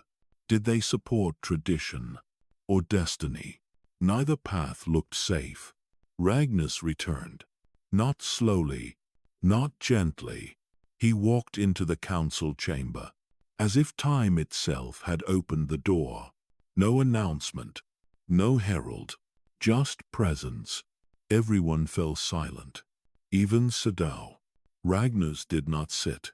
He did not raise his voice. He said one thing: "You are not finished." It was not praise. It was warning. Then he left. The duel continued. Years passed. Not many, just enough. Ragnos grew older, not weaker. His steps slowed. His eyes deepened. Kresh saw it. Sado saw it. Both pretended they didn't. The duel intensified. Armies were moved. Ships tested. Alchemy improved. Spies planted. All without a single blade drawn in public. Because as long as Ragnos lived, no one dared break the illusion of unity. But illusions do not outlive legends. One night, in the Valley of the Dark Lords, Ragnos stood before his unfinished tomb. Not in mourning, not in fear, just waiting. Because even the strongest must one day let go. Kresh felt the shift. Sado felt it too. They arrived separately, then faced each other. Old hatred, old ambition. Neither spoke, neither bowed. The duel had reached its final breath. And then the tomb doors opened. Not for them. For him. Marka Ragnos walked inside. No escort. No final speech. No last command. Just silence. The doors closed. Stone sealed. The force held still. Kresh wanted to break it. Sado wanted to deny it. But neither moved. Because the duel was not between them anymore. It had never been. It was between the future and the past. Ragnos had chosen neither. He had simply stepped aside. And the duel, in every way that mattered, had just begun. The galaxy didn't tremble when he died. It whispered. Not a scream, not a storm, just quiet. Like the force itself. Exhaled. Marka Ragnos had vanished. No funeral, no body, only a sealed tomb, and the sound of nothing. And in that silence, The Sith changed. Kresh declared himself heir. Sado did the same. Neither spoke of Ragnos. Neither dared, because to name him was to admit he was gone. And Ragnos was not meant to be gone. He was meant to last. He had ruled for a century, unified clans that hated each other, crushed rebellion with a gesture, built an empire of flame and silence. But no one rules forever. His throne stood empty, but only for a day. Then two thrones appeared, one for tradition, one for ambition. Neither fit the shadow that still hung in the room. His statues remained untouched. His name remained unspoken, but his presence lingered in the tombs, in the bloodlines, in the silence between wars. Some believed he had become a ghost. Others believed he had never been real. But the truth was carved in stone. Dormund Kas recorded his rituals. Zeost kept his laws. Korriban held his body. And in each world, his myth grew louder. As his voice faded, not all Sith feared his death. Some celebrated freedom, they said, a chance to rebuild, a chance to ascend. But in their hearts, they remembered how he looked in the last days, still, watching, judging, like he had seen what came next. And maybe he had, because after Ragnos, nothing held. Kresh and Sado turned whispers into threats, turned threats into fleets, turned fleets into fire. The Sith burned again, not by rebellion, by ambition, just as he warned. And yet, his tomb remained untouched. No one dared enter. No one disturbed the seal, because power left echoes, and Ragnos echoed louder in death than in life. He became a boundary, a memory no Sith could outrun. His alchemy was studied, but never mastered. His visions were copied, but never fulfilled. His silence remained, even as war exploded, even as Sado escaped, even as the Sith collapsed. He remained. The galaxy forgot his name, but the Force didn't, and neither did the dead. In the Valley of the Dark Lords, his tomb sits still, surrounded by kings, dwarfed by empires, but untouched, because Marka Ragnos was not just a ruler. He was a warning, a reminder that even power ends not in fire, not in blood, but in stillness. A throne left cold, a chamber left quiet, a name carved in stone. No legacy, no heirs, just silence. And in that silence, the galaxy waited for another voice to rise from the dust, waited for the duel to begin again. But none spoke with his gravity, none ruled with his restraint, none vanished with such finality, because he didn't die. He left on his own terms, without permission, without fear. He stepped away from the galaxy he once commanded, and that, more than any battle, was his final lesson. That the greatest power is knowing when to stop, and Marka Ragnos had stopped, but his shadow never did. There are places in the galaxy where time does not move forward. The Valley of the Dark Lords was one of them. Carved into the blood-red surface of Korriban, it did not forget. Every tomb was a memory, every stone a scar. And in the shadows that clung to the walls, Marka Ragnos still breathed. He had ruled for over a century. When his body failed, his presence did not. The ancient Sith did not pass quietly. Their spirits remained, bound by obsession, anchored by power. But none lingered like him. His ghost did not whisper, it watched. The valley fell silent after his death. The Sith did not mourn him. They feared him. Even in death, his presence crushed the air around his tomb. Torches burned lower there. Walls cracked, and those who walked too close spoke of voices, of pressure behind the eyes, of footsteps that echoed without source. Some believed it was only legend, Sith propaganda to keep order. But legends don't answer. Ragnos did. When the fighting began between Naga Sadow and Ludo Kresh, the galaxy above trembled. Fleets mobilized. Prophets spoke of collapse. But deep beneath the surface, in the valley's hollow stone heart, something stirred. For the first time since his death, the tomb of Marka Ragnos opened. No hand touched it, no key turned. And yet, the stone cracked down the center, revealing the darkness inside. Not a body, a presence. The ghost of the Sith, who had ruled longer than most empires. He had been silent, but silence was not peace. It was patience. His spirit walked without weight.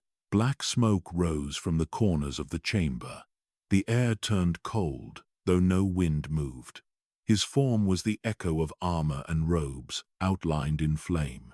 Eyes like collapsed stars, ancient, judging, still filled with the Force. He did not call the galaxy to him. He had no need. The Force brought it instead. And so it was that Naga Sadow and Ludo Kresh, rivals to the throne, stood in the valley. The duel that never ended had moved from blade to legacy. They were not children of his reign. They were threats to it. One wanted expansion. The other demanded tradition. Both believed they were the future. But only one would be chosen by the past. They did not speak as they approached the tomb. Words had no power there. Only presence did. And the presence inside was no longer still. From the darkness stepped the ghost. Marka Ragnos had no need to show rage. His very form bent the air. When he looked at them, it was not like being seen, it was like being unmade. Neither man bowed, but both trembled. He spoke without mouth, without voice. His words were heard in the mind, not the ear. And what he said was not a request. The throne would not be won. It would be given. And the one who would carry his legacy would not be the one who worshipped the past. It would be the one willing to burn it down. The valley did not shake. It listened. And from that moment, history was no longer decided by fleets or war. It was decided by a ghost. Naga Sadow did not fear spirits. He feared stagnation. He feared the idea that the Sith might confine themselves to one world forever. When he stared at the ghost of Marka Ragnos, he did not see death. He saw opportunity. Ludo Kresh saw something else. He saw violation. The Sith dead were not supposed to return. Not in body, not in voice. They were meant to teach through memory, not interference. And yet, here stood the greatest of them, returning from the void as if the grave had been a temporary inconvenience. The ghost did not greet them. It judged them. Its form flickered like fire across stone, not unstable, alive. His armor had no sound, yet each step echoed like a drumbeat. Sadow kept his eyes locked on the spirit. Kresh looked away, unable to match the weight of that ancient gaze. Marka Ragnos did not waste time with tradition. He did not demand kneeling. He did not require respect. The Force around him was enough. It spoke for him. It choked the air with history. It asked one question: who was worthy? Kresh stepped forward first. He had expected ceremony. He believed lineage mattered. He believed purity and preservation were the duty of the Sith. His vision was small, but safe. He bowed his head, not out of devotion, but out of expectation. He assumed the ghost would honor the old bloodlines. he assumed wrong. Sado did not bow. He did not avert his eyes. He stood as if the tomb belonged to him, not out of arrogance, but conviction. He wanted to see the Sith reach beyond their borders. He wanted stars, enemies, conquests. He wanted the galaxy to remember their name. His vision was reckless, but it was alive. The ghost watched them both. Minutes felt like years. The valley held its breath. Even the wind dared not speak. And then, without gesture, without command, the spirit moved toward Sado. Power does not always roar. Sometimes it chooses quietly. The torchlight dimmed as the spectre approached him. Sado did not flinch. He felt the cold of death around him, the pressure of centuries pressing into his bones, but he remained still. When the ghost reached him, it lifted a hand, a gesture that defied gravity, defied reason. Flame bloomed around Sado, not fire that burned flesh, fire that marked lineage, the fire of a coronation the Sith had never seen. Smoke curled around him, forming symbols older than hieroglyphs. His eyes widened as a crown of ash and heat settled above him. No metal, no cloth, just the idea of rulership, forged from the will of a dead king. Kresh stared, horrified. He waited for his moment, believing the ghost would turn to him next, that the ritual would balance. But Marka Ragnos was not here to be fair. He was here to choose, and his choice was already made. The spirit raised its other hand. Darkness coiled like a chain. It wrapped around Kresh's throat, not choking, silencing. His words died before they could escape. His protest turned to breath. His claims turned to nothing. No curse needed to be spoken. The absence of voice was the curse. Sado looked at Kresh, not with triumph, but with understanding. The duel was no longer between two living Sith. It had become a matter of legacy. And legacy had chosen him. Marka Ragnos released them both. The flames vanished. The chains of shadow dissolved. The ghost stepped back. He did not congratulate Sado. He did not console Kresh. He simply faded, as if retreating into the stone itself. No final speech, no prophecy, just the weight of a decision. When the smoke cleared, Sado breathed for the first time since the ritual began. Kresh tried to speak, but no sound came. And in the stillness of the valley, it became clear. The spirit had chosen a side. Not for peace, not for unity, for momentum. Ludo Kresh left the valley in silence. Not because he chose to, because he had no other option. The ghost had taken his voice, but not his fury. And in that fury, something darker began to grow. He had not just lost a throne. He had been erased from it. The Sith did not speak of the ritual openly. They feared it, feared what it meant to be judged by the dead. Whispers filled the temples. Some believed Ragnos was still watching. Others feared he had never left. But all agreed, the crown now hovered over Naga Sado. Sado didn't claim the title immediately. He didn't need to. Power had already moved to him. The council shifted. The soldiers looked to him for orders. Even the stars seemed closer. He spoke little about the valley, but every step he took afterward felt larger than life. Kresh watched from the shadows. He wasn't finished, not in ambition, not in purpose, but something inside him had changed. The traditions he once clung to now felt brittle. His silence was no longer honorable. It was haunting. He tried to rebuild, to gather his allies again, but they were cautious, afraid. Ragnos had spoken from beyond death. Who could argue with that? Still, Kresh remembered something Sado didn't. Ragnos had given Sado fire, but fire consumes everything. and that meant the future was still uncertain. In secret, Kresh began crafting weapons not of war, but of legacy. Forged symbols, twisted truths. Let Sado wear the crown. Kresh would reshape the narrative. In scrolls, in stories, in whispered warnings.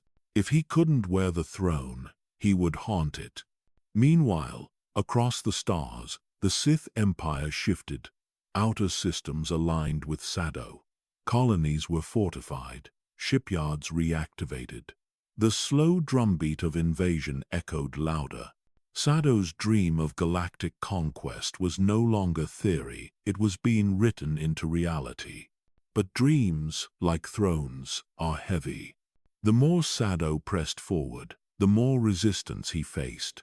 Not just from Jedi, not just from the Republic, from within. Because the Sith don't follow kings, they follow strength, and strength is always being tested.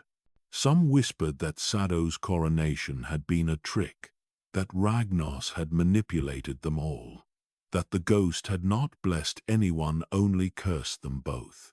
They pointed to Kresh, still breathing, still watching, still unbroken. If Ragnos truly wanted Sado alone to lead, why let Kresh live? That question lingered, and so did the silence. Kresh, still without voice, began to understand the depth of his punishment. The ghost had not ended him, it had forced him to listen, to watch a future unfold without him in it, to be present in a galaxy that no longer wanted him. That was the curse. Not death, irrelevance, but even ghosts cast shadows. And Ludo Kresh would not be erased quietly. He began planting doubts, letting others speak in his place. False visions, forgeries, rumors of what Ragnos had truly intended.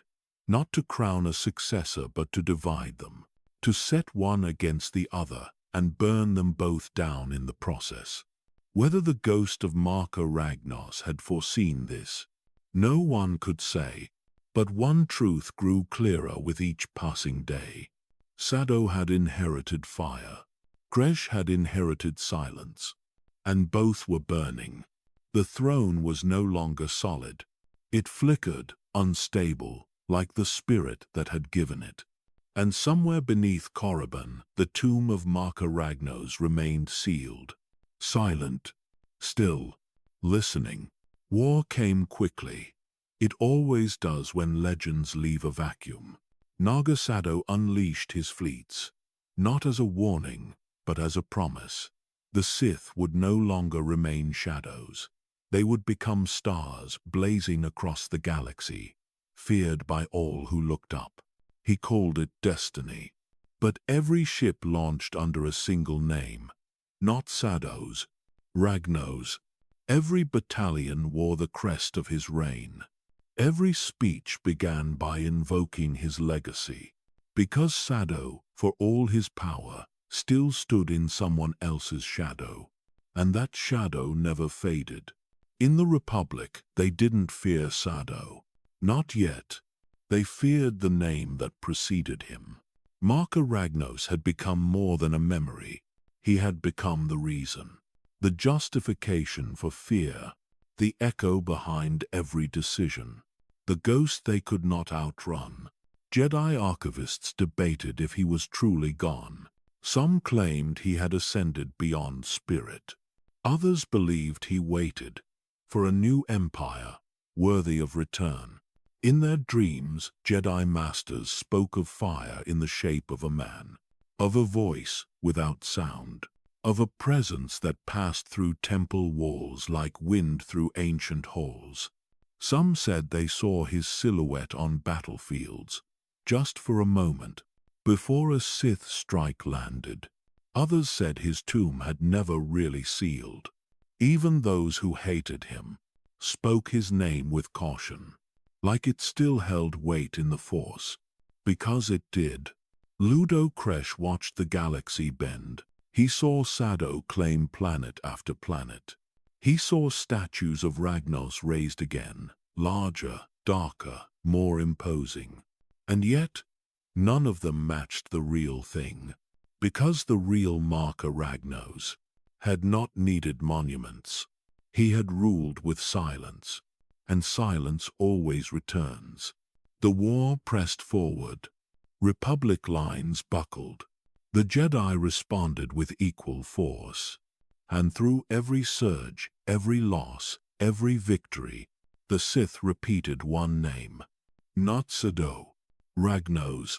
The ghost had vanished, but his will remained, not because he asked for it, because no one else could fill the space he left behind. In the far corners of the galaxy, Force sensitives began dreaming of red skies and black armor, of a figure seated on an invisible throne, watching, waiting. Even Sado began to feel it.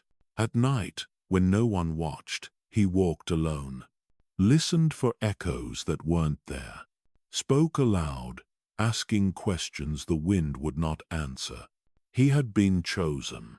He had been crowned. But the ghost had said nothing since.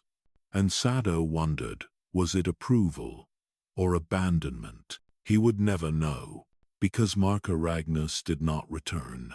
He had already said all he needed to say. What followed was not his war, but it bore his signature. Every Sith that rose after, every dark power that reached for the stars, every rule, every betrayal, every scar carried his shadow. He had become myth, then memory, then doctrine. And in time, even those who dethroned kings spoke of him like scripture, because Marka Ragnos did not die. He became fire, the kind that doesn't flicker, the kind that waits beneath stone, the kind that teaches you power is not in victory. It is in permanence, and Marka Ragnos was permanent. The Great Hyperspace War did not begin with a fleet. It began with a grave, and a name carved into it. Marka Ragnos. He had been gone for years, but gone was not the same as forgotten. Because in the galaxy's darkest corners, there are names that do not fade. They echo. And Ragnos had become an echo. The Sith Empire had splintered after his death. Naga Sado took the throne. Kresh resisted. Worlds divided. But the war between them wasn't what started the fire. It was the legacy they fought to control. Both men wrapped themselves in Ragnos's shadow.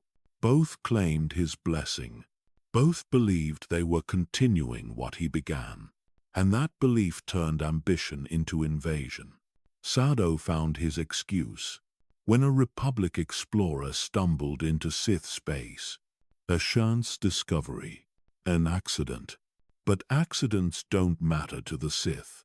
Only opportunity. Sado manipulated the event, made it look like the Republic had declared war, fabricated attacks, burned ships. Then he rallied the Empire. He called it vengeance. He called it justice. But what he really called upon was Ragnos. Every war speech echoed the same phrase, by the will of the Dark Lord before me. He didn't need to say the name. Everyone knew who he meant. Marka Ragnos had become more than history. He had become justification. When fleets launched from Kar Delba, they did so under his sigil. When soldiers marched across Ziost, they whispered his final decree. And when the hyperspace lanes filled with Sith vessels, bound for Republic worlds, they believed they were finishing his work. But Ragnos had never asked for a war. He had asked for strength, for control, for silence. And what followed was noise. The Republic wasn't ready. Their fleets were scattered, their outposts vulnerable. The Sith came like thunder, fast, unrelenting. Coruscant trembled. Jedi temples lit fire to their own records. to keep them from falling into enemy hands. Saddo's alchemy twisted beasts into weapons. Stars themselves were turned into bombs. And all of it under Ragnos's shadow. But not everyone believed the myth. Some Sith began to wonder if the ghost of Ragnos would have supported this chaos. If conquest was the same as strength. If Saddo had misunderstood the silence. Because Ragnos had unified through fear, not destruction. He had ruled through stillness, not fire. But the war didn't stop. Saddo didn't stop. And the galaxy kept bleeding. Every world taken was claimed in Ragnos's name. Every world lost was blamed on his absence. And above it all, in the tombs of Korriban, his presence lingered, unseen, but not unfelt. Pilgrims came to his shrine. Warriors offered blood at his feet. Prophets claimed visions of his return. Some said they heard him. Others swore they saw his shadow in the smoke of burning cities. And Saddo waited for a sign that the ghost approved. It never came. Still, the war raged on. And beneath every victory, every loss, every betrayal, was a name carved in stone. The Great Hyperspace War was not Saddo's alone. It belonged to the man who never left his throne. Even in death, Marka Ragnos had started nothing, but everything began with him.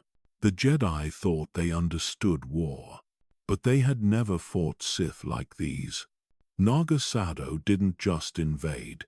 He transformed, turned stars into weapons, sacrificed suns to ignite fear. His armies were not just soldiers. They were believers, because they thought they were fulfilling prophecy, not their own, Ragnos's. They said the war was the vision of the last great Dark Lord, that his silence had been a test, that his death had been a signal. The galaxy was ripe, and the Sith were ready. Temple after temple fell. From Phoros to Basilisk, Jedi outposts were turned to ash. And every time, the Jedi asked why the Sith returned, why they burned without mercy, why they spoke no terms. The answer was the same: legacy. Because the Sith were not just fighting for territory, they were fighting for memory, for the name that had ruled them for over a century, for the fire he left behind. Some Jedi began to sense it, not Saddo's presence, but something older, something colder. Marka Ragnos had not returned, but he had never fully left. In meditation, Jedi Masters felt a shadow pass through their visions, a stillness that choked the Force. It didn't speak, it didn't kill. It reminded. The galaxy had forgotten what the Sith truly were. And now, they remembered. Republic senators begged for answers, for peace, but there were no negotiations. Saddo wasn't interested in diplomacy. He was interested in becoming the Sith Ragnos had prepared him to be, or the one he imagined Ragnos wanted. It didn't matter if it was true. Belief is stronger than truth, and Saddo believed. So did his followers. On Kashyyyk, entire cities were buried beneath alchemical storms. On Primus Golud, a star was destroyed just to win one battle. And through it all, the Sith shouted the same name.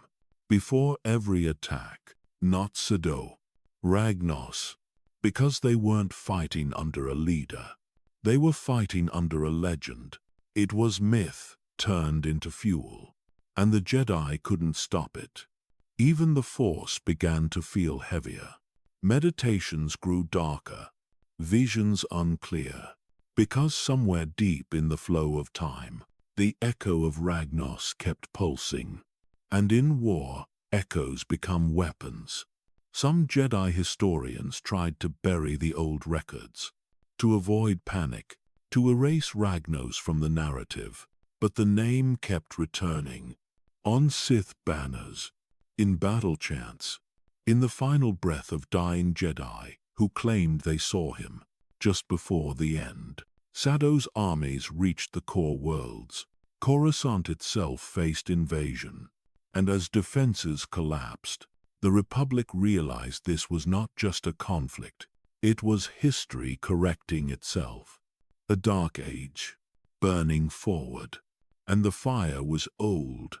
In the end, it wasn't tactics that slowed the Sith.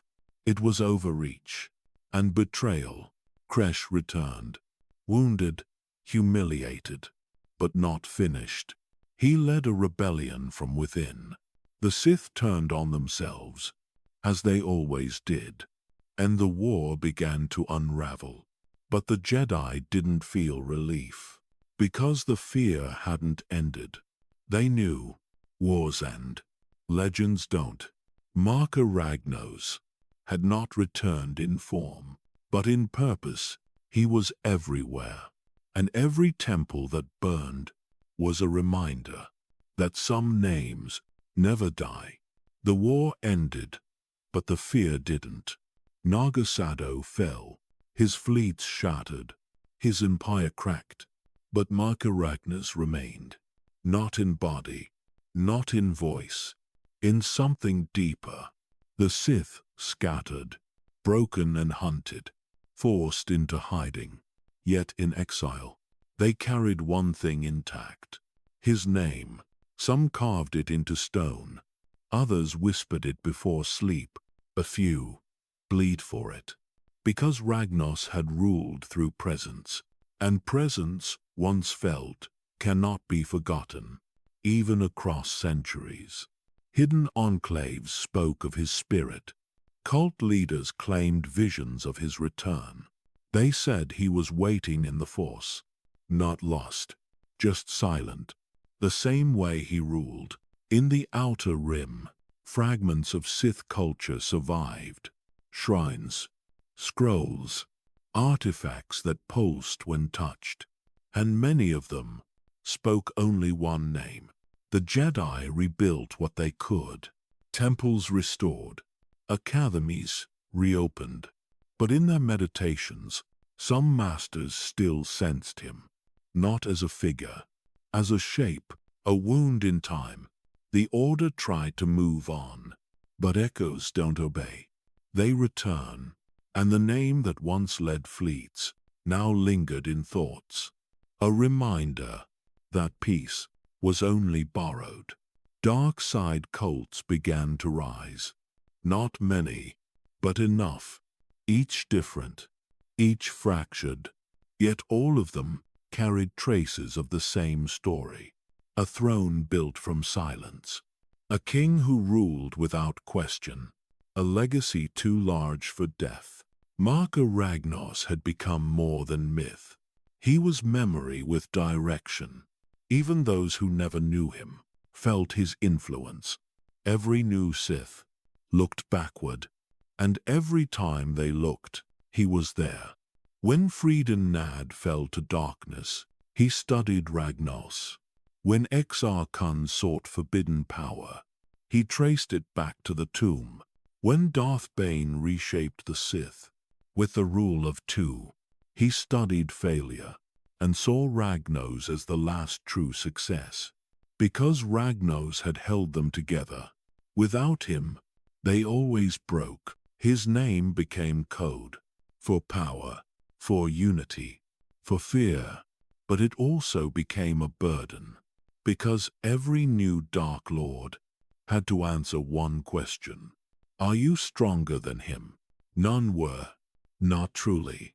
Some tried, most failed, and the ones who came closest still spoke his name with respect or warning, because, even in defeat, he never lost control. No betrayal, no collapse, no begging. He ended on his own terms and left a hole that swallowed everyone who followed. Even Jedi historians admitted he was different. The force around his tomb never calmed. It remained dense, focused, alive. Pilgrims still visited. Some came with offerings, others with questions. The tomb never answered, but it never closed either, because Marka Ragnos was not finished. The galaxy had moved on, but he hadn't, and the deeper one looked into the fall of every future Sith. The more clearly they saw his fingerprints, power without limits, silence without weakness, presence without peace.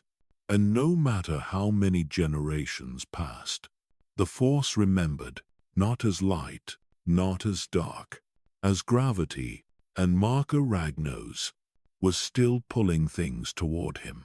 Some legacies fade, others wait. Marka Ragnos did neither.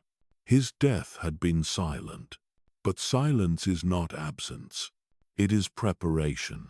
And across the centuries, preparations were made, not by him, by those who still believed. The Sith Empire was gone, but belief survived. Fragments of his teachings were passed down through cults, holocrons, unmarked scrolls. Most were dismissed, lost, scattered, but a few endured. And in those fragments, something slept, not words, not commands, a presence. On worlds forgotten by the Republic, rituals were held in caves. Ragnos's name spoken backward, burned into bone, etched into flesh. They called it remembrance, but it was resurrection. The Dark Lords who followed failed to match him, so they tried something else.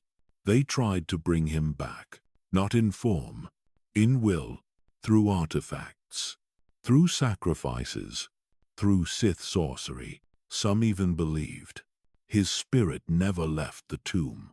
They were half right, because Ragnos never needed a body to return. He needed only chaos, only hunger, only a place to speak. And that place arrived. Millennia later, on Korriban's broken soil, a ritual began. Sith cultists gathered under a red sky, ancient relics in hand. Tombs awakened. Their goal wasn't memory, it was ignition. They called to him, through blood, through pain, through will, and the Force answered, not with light, not with hope, with him, a spirit shaped by rage, crowned in shadow, eyes like dying stars. Marka Ragnos returned, not to reclaim the throne, to remind them who built it. The cultists knelt. Jedi prepared for battle, but he didn't attack. He spoke. His voice was wind in stone, a command without volume. He told them he was watching, always had been. He didn't need to rule. He had already done that. Now he would test. One final time. The Jedi couldn't stop the ritual, only contain it. The Force trembled, not from imbalance, from expectation. Because this was not resurrection, it was revelation. The Sith were no longer one empire. They were scattered sparks, and Ragnos had returned to light the match. But only if they were ready. He faded again, not destroyed, withdrawn, because true power does not beg to be followed. It waits. And Marka Ragnos was patient.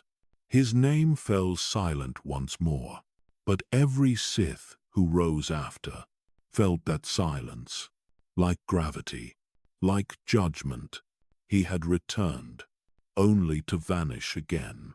But the warning was clear. He wasn't gone.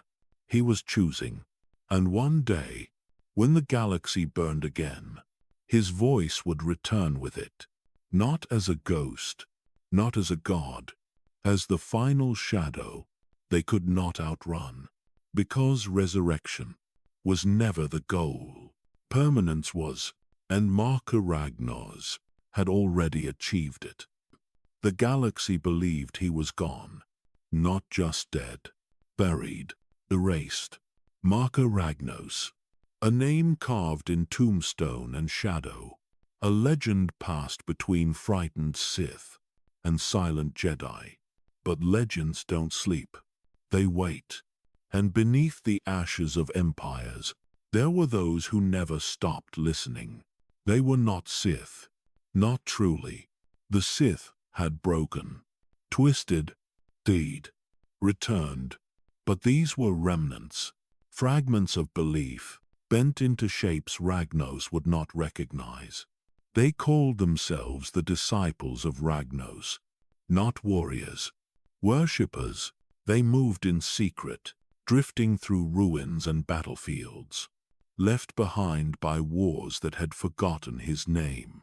Jakku, Korriban, Endor, where blood had soaked into the soil, they planted something else, memory.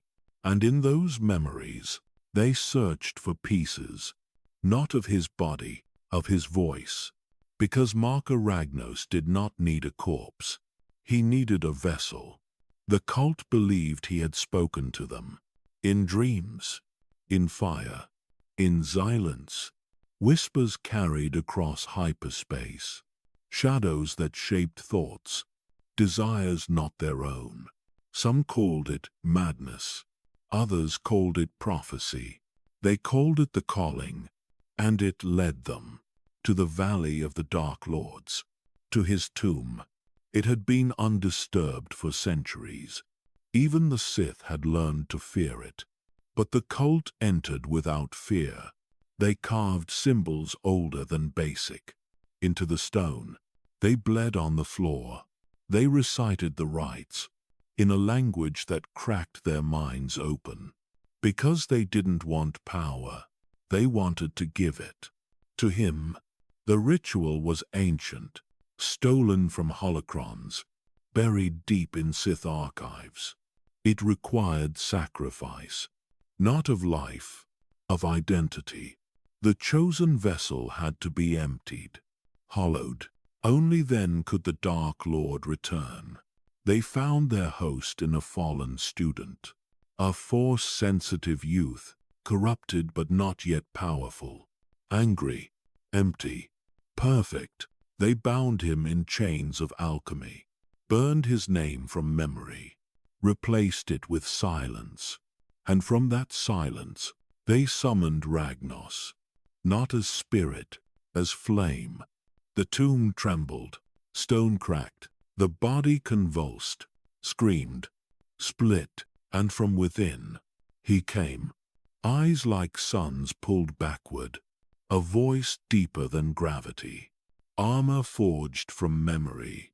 Marka Ragnos was reborn, not in his own flesh, but in something close. The cult knelt, some wept, others bled. Because the prophecy was fulfilled, the Dark Lord had returned. But resurrection is never perfect. He stood, spoke, moved, but something was wrong. The force was quieter, the stars were colder, the galaxy was unfamiliar.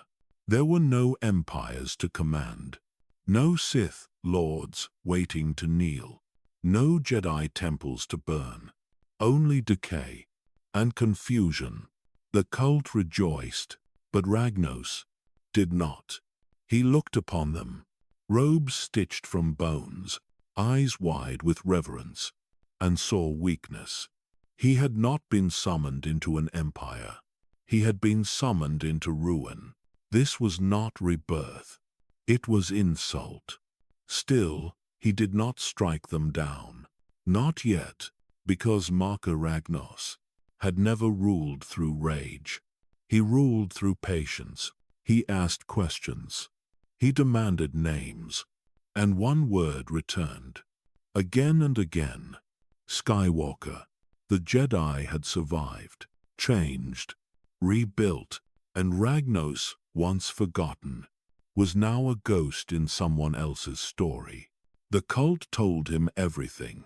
The wars, the Republic, the rise and fall of Sith orders he had never named. He listened, and beneath the quiet, his fury grew, because death had not humbled him. It had delayed him. And now, he had a second chance. He would not waste it on worship. He would find this new Jedi Order. He would tear it from within. He would remind the galaxy what it meant to kneel. The disciples of Ragnos became his voice, his blades, his will. They called themselves prophets, but they were only extensions of a ghost trying to become real again. And the Force trembled, because Marka Ragnos was awake, and the galaxy had forgotten how to fear him. Exar Kun's legacy had stained Yavin 4 with dark memories, but the moon had seen worse. When Marka Ragnos walked again, carried in the body of another, the jungle did not resist. It listened. The disciples of Ragnos brought him there, believing that old power could feed new flesh. They were correct, but they misunderstood the cost. The vessel moved like a puppet with fire for strings. Ragnos spoke through it, each word bending the air. His voice was not angry. It was tired, ancient, remembering a galaxy that no longer existed. He asked for soldiers, they gave him fanatics. He asked for lords. They offered addicts of cult and myth. The gap between desire and reality formed the first fracture. He tested the Force, it answered, but without familiarity. He reached for legions that were long dead. He reached for empires reduced to classrooms and ruins. He reached for fear that had turned into stories told by old Jedi to restless students. Nothing he remembered remained intact. The galaxy had moved without him, and the future did not wait for the dead. Still, he adapted. He studied star charts. He learned new borders. He listened as cultists described the fall of Palpatine and the rise of Skywalker. To them, these were recent earthquakes. To Ragnos, they were blasphemy. How could a Jedi shape an era while the Sith waited in shadows, disguised as children playing at darkness? He understood at once that power had migrated from bloodlines to belief. That frightened him more than defeat. The disciples believed resurrection alone could restore the Sith Golden Age. Ragnos knew better. Conquest required armies, fleets, infrastructure, and a culture willing to follow. He had none of these. He had a body that burned from within, cultists who worshipped symbols more than strategy, and a galaxy that had outgrown crowns. It was like returning to your throne, only to learn the throne had been melted down and sold as scrap. So he changed tactics. He ordered the disciples to spread fear, not faith. He taught them how terror travels faster than fleets. They attacked settlements. They sabotaged hyperspace relays. They whispered of his return to smugglers, pirates, and lost Imperials. Not everyone believed, but belief was not required. Rumor was enough. Rumor makes space for dread, and dread makes space for opportunity. The vessel he wore began to decay. Flesh fought spirit, and spirit refused to yield. His eyes glowed with burning gold. His voice cracked with echoes of forgotten languages, and his skin hardened as if remembering the armor he once wore. Jedi investigators traced disturbances across systems. They noted Force signatures that did not belong to living Sith or ghosts. Something in between. Something old and restless. Ragnos met them only once without battle. A Jedi Knight cornered him on Yavin 4, expecting a cult leader. What she found was history wearing flesh. He did not kill her. Instead, he spoke. He asked what the Jedi feared most in this age. She answered without thought, irrelevance. Ragnos laughed, not with humor, but recognition. The galaxy feared becoming small. That fear would serve him well. Word reached Luke Skywalker. The name Marka Ragnos carried little weight for the young, but Luke knew enough to worry. Legends matter in the Force. They linger, they return. He sent teams to investigate tomb worlds, Korriban, Dromund Kaas, Ziost. Each echoed with old wounds and new footsteps. The Jedi hoped to understand. Ragnos hoped to be underestimated. The disciples strengthened their rituals. They built shrines, collected relics, enslaved adepts. They believed they were building an empire. Ragnos knew they were building a spark. Sparks are fragile. They require fuel. He searched for that fuel among the fragments of the old Sith. He found none. The rule of two had erased armies for apprentices. The Imperial Sith had replaced mysticism with bureaucracy. The cultists practiced imitation, not evolution. Ragnos realized the Sith had died many times, and he was resurrected into the weakest version of them. His body continued to burn. Alchemy held it together, but the cost surfaced through pain. He ignored it. Pain meant the vessel still lived. Pain meant time remained. And time was enough to test the Jedi and measure the galaxy's threshold for darkness. The cult called him Lord. The Jedi called him threat. The galaxy called him rumor. None called him king. He prepared for confrontation, not to win territory, but to announce presence. Legends require witnesses. So he allowed the Jedi to track him, allowed the tension to ripen, allowed the vessel to approach collapse. Every step was calculation. If the galaxy would not remember him through fear, it would remember him through spectacle. The Sith of old understood this. Triumph and tragedy are both forms of legacy. When Luke finally arrived on Yavin 4, Ragnos watched from behind borrowed eyes and broken skin. The air trembled. The cult knelt. The Jedi waited. And somewhere within the Force, he reached for echoes of his throne. He found only silence. He realized then that resurrection was not victory, it was displacement. He was a king without kingdom. The Jedi saw a threat. The cult saw a savior. But Ragnos saw only the widening gap between what he had been and what he could be again. He did not rage. He observed. Luke stepped forward, measuring the presence behind the vessel. He did not sense hatred. He sensed memory, heavy and unfinished. They exchanged no blows that day, only words. Luke spoke of balance. Ragnos spoke of purpose. Neither convinced the other. But each learned something. Luke learned that the past could breathe. Ragnos learned that the future was not built for him. When they parted, night fell over Yavin 4. The cult whispered of triumph. The Jedi reported containment. And Marka Ragnos walked into the jungle with a plan forming beneath borrowed skin. He would gather strength, test the Jedi again, and discover whether fear still had a place. In time, the Jedi knew his name, but not his face. Marka Ragnos was legend, a shape in old texts, a warning whispered in the archives. He ruled before the Republic knew fear. He vanished before the galaxy learned war could become endless. His story wasn't taught as history, it was recited as myth. But myths don't bleed. Luke Skywalker had seen many things. Ghosts, gods, galaxies fall and rise again. But he had never faced something quite like this. A Sith Lord returned not from hiding, but from death. Not through prophecy, but ritual. He wasn't a holocron projection.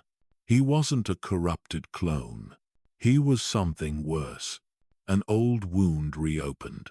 Marka Ragnos had been resurrected through a cultist's body, sustained by Sith alchemy, driven by memory. But what gave him strength was not flesh. It was belief. The disciples of Ragnos called him eternal. They were wrong. He was old. Old in ways the Jedi could not fully understand. Old in the way glaciers remember the first sunrise. He carried the weight of a time where the Sith ruled through silence, not screaming, and silence is hard to fight. Luke sensed it the moment he stepped into the Valley of the Dark Lords. Not just darkness, density. The Force clung to the stones. Time moved slower. It wasn't the cult that disturbed him. It was the stillness. The kind that exists just before something ancient exhales. Ragnos stood waiting, inside the stolen body. He wore no crown. He held no saber. He didn't need to. Because power doesn't always glow. Sometimes it waits. Luke walked toward him alone. Not because he was overconfident. Because this wasn't a battle. It was a question. What happens when history refuses to end? Ragnos spoke first. Not loud, not dramatic. He asked Luke if the Jedi had learned anything. Not from the Clone Wars. Not from Palpatine. From him. Luke didn't answer. Because Jedi don't lie. And he wasn't sure. Ragnos took a step forward. His voice sounded like gravel soaked in memory. He spoke of empire. Of strength, built not on numbers but obedience. He told Luke the Jedi feared their own teachings, feared attachment, feared change, feared clarity. And he was right. To a point. Luke replied with silence. Ragnos smiled. He hadn't come to kill Luke. He had come to measure him. The Force twisted around them, not with aggression, with recognition. Luke had touched the dark side once. He had stood on the edge of the abyss and stepped back. Ragnos saw that. He respected it, but he did not admire it, because stepping back was not something Ragnos believed in. He asked Luke a second question. If you had been born in my time, would you still be Jedi? Luke didn't answer that either, because the answer was dangerous. The truth is, Luke wasn't sure. And that was what terrified him. They didn't fight that day. Not with sabers. Not with lightning. They argued. Through the Force. Through memory. Through pain. Ragnos showed Luke visions. His empire as it once stood. Temples that stretched across skylines. Worlds that bent at his word. Peace enforced by fear. Luke showed him something else. Hope rebuilt from ruin. Allies who chose loyalty. A force that welcomed balance, not dominance. Two visions, both flawed, both beautiful, both true. In that moment, Marka Ragnos understood something he never had before. Power is not just about what you control. It's about what survives you. And nothing he built had survived. His empire was dust. His name was myth. His throne was stone. Luke Skywalker, the farm boy from Tatooine, had built something more lasting, with less power and more pain. Ragnos didn't weep. Sith don't, but something inside him fractured. Not from defeat, from realization. The Jedi did not fear him. They pitied him. And pity is the death of legacy. Still, he would not kneel. He would not surrender. Instead, he turned his back, returned to the tomb, not as retreat, as acknowledgement. This was not his time. It never would be again. Luke watched him disappear into the shadows. He didn't follow. He didn't try to destroy what was already broken. He understood. Sometimes the most dangerous thing in the galaxy is not hate, it's loss. The Jedi left the valley that day, with more questions than answers. But one thing was clear. The past doesn't always stay buried. Sometimes it walks, sometimes it waits, and sometimes it looks you in the eye. and dares you to forget it. But Luke would not forget Marka Ragnos, because even gods, when they fall, teach something. He walked alone, not as a king, not as a god, as a memory. Marka Ragnos had returned to a galaxy that no longer waited for him, and he knew it. The stars were colder, the force keener. Even the shadows felt different. This wasn't exile, it was obsolescence. He wandered through tombs built in his name, statues that no longer bowed, monuments overgrown with time, not reverence. Every stone whispered the same thing. You ruled, then you vanished, and no one came looking. The disciples still followed, but even they had begun to doubt. They had expected a savior. What they got was a reminder that power fades when it goes unused. Ragnos could still crush minds, still burn through walls, still command silence with a look, but none of it mattered. The galaxy had evolved past fear. Now it wanted answers, connection, balance, concepts he once crushed. Now they defined the age. He tried to summon terror again, attacked an outpost, raised a storm, killed a Jedi Knight with a gesture. The headlines didn't name him. They said, cult leader, ancient spirit, dark side manifestation. Not king, not lord, not Ragnos. Legacy is not what you leave behind. It's what people carry forward. And no one carried him anymore. He returned to his tomb in silence, not in retreat, in understanding. This had been his second life, and it had shown him the truth. Legends are not meant to rule. They are meant to remind. He sat beneath his own statue, feeling the force press against his skin, not rejecting him, just waiting, like it had moved on, but left a seat open, just in case. He thought of Naga Sado, of Ludacresh, of the war that tore the stars apart. He thought of the throne room, the one carved from black stone, where silence ruled louder than screams. None of it remained. The empires, the fear, the voices, even the hatred, felt nostalgic.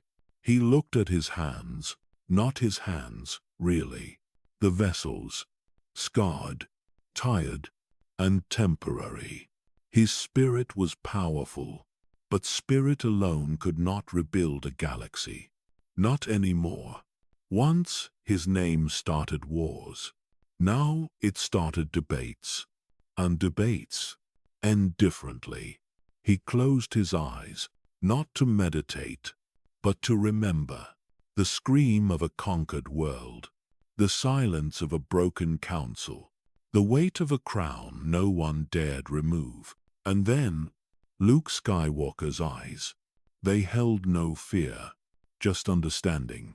And that was worse, because understanding meant Ragnos was no longer unknown. He was studied, labeled, defined. Legends cannot survive definition. They become stories, and stories end. The Force trembled, just slightly, as if acknowledging his conclusion. Not punishing, not grieving, just accepting. Marka Ragnos rose. One last time, not for battle, not for command, for choice. He walked back to the ritual site, alone. The disciples followed at a distance, confused. They expected a new order, a final command. He gave them none. He reached into the vessel's chest, not physically, through the Force, and began to pull. The alchemy screamed. The cult screamed. The sky remained silent. As his spirit unraveled from the body, he felt everything. The wars, the glory, the fear, the silence. And then, nothing. Not absence, not darkness. Peace. The body fell. Empty. The force rippled. A wind moved through the valley. With no source. The disciples collapsed in grief. Or maybe confusion. They had summoned a god, and he had chosen to leave. Not in defeat, in understanding. Because Marka Ragnos was never meant to be reborn. He was meant to remind. The galaxy did not need him. And he, finally, accepted that. Later, Jedi would find the site. Luke among them. They would sense what happened. Not pain. Not horror. Just closure. The Force would feel lighter. As if something had finally let go. Luke would say nothing. Just stand in silence beneath a statue of a man who once ruled everything, and walk away, knowing the story was complete. Because even legends reach their end, even gods. They step aside, and Marka Ragnos, the Dark Lord who spoke in silence, who ruled without question, who returned without invitation, had finally gone quiet. There are names the Jedi refuse to archive. Names erased from monuments, stricken from scrolls, buried beneath layers of silence. But some names carve themselves into time. Some names echo even when spoken in fear. Marka Ragnos was one of them. He was not born to history. He became it. Long after his death, after the Hyperspace War, after Naga Sado's failure, after the collapse of the first Sith Empire, Ragnos remained. Not as a shadow, not as a voice, but as a presence. The kind of presence that doesn't need a body to exist. He had ruled for over a century, and that century never ended. Not really. There were Jedi historians who whispered his name while copying forbidden scrolls. They didn't know what he looked like. Most had never seen his face. But they knew the title. The one spoken beneath breath. Dark Lord of the Sith. Not a Dark Lord, the Dark Lord. In the Valley of the Dark Lords on Korriban, his tomb was built into the rock like it had always been there. Massive, silent, eternal. Not just a grave, a warning. There were older Sith than him, and stronger ones, too. But Ragnos was different. He was the first to understand that legacy mattered more than lightning. That silence could outlive screams. Every Sith Lord after him measured themselves against his name. Some cursed it, some praised it, most feared it. But none ignored it. Not when their path led them to the ancient temples. Not when their hands touched cold stone carved with his face or what was left of it. The tomb never stopped drawing them in. First, it was Naga Sado. Then it was Exar Kun. Even millennia later, during the rise of Darth Bane, holocrons still mentioned Ragnos like he had only just died. Like the Force hadn't let go of him, like it couldn't. But Ragnos had no voice in those holocrons. No instructions. No clear message. That was his legacy. Not to speak, but to haunt. To be felt. His legend was always one of absence. He left behind no diaries, no known descendants, no trail of apprentices to carry on his work. Because that wasn't his way. He didn't build an empire to last. He was the empire. And when he left, the rest collapsed like bones without a spine. Even the Sith didn't understand him fully, not really. They studied his battles, yes, his war with Simus, his rule over the houses, his strange, silent end. But they didn't know his thoughts, his desires. They guessed, they theorized, but Ragnos never confirmed. Because Marka Ragnos was not interested in being understood. He wanted to be remembered. And so he was. In time, His story became legend, then myth, then scripture. Sith cults far from the galactic core worlds like Drummond Kars, Malachor, and Thule began treating him like something more than Sith. They built temples, burned offerings, whispered his name in rituals meant to resurrect the past. But the past didn't need resurrection, because it had never left. Even Jedi archivists began encountering his name in places they didn't expect. Hidden in the folds of lost Mandalorian records, stitched into the dreams of Force-sensitive seers, echoed in the minds of those who had never even heard of Korriban. That was the kind of presence Ragnos had become. He was no longer a Sith Lord. He was a pattern. He was the shape behind ambition, the silence behind power. And though Jedi never spoke it out loud, some feared that Marka Ragnos hadn't just survived through history, he had become part of the Force itself. A wound, a weight, a fixed shape in the current of time. There were signs of it everywhere.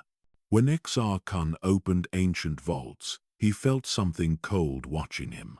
When Darth Revan walked through Korriban, he paused longer than expected at Ragnos's tomb. When Darth Bane studied the Rule of Two, he realized it wasn't new. Ragnos had ruled alone for a century.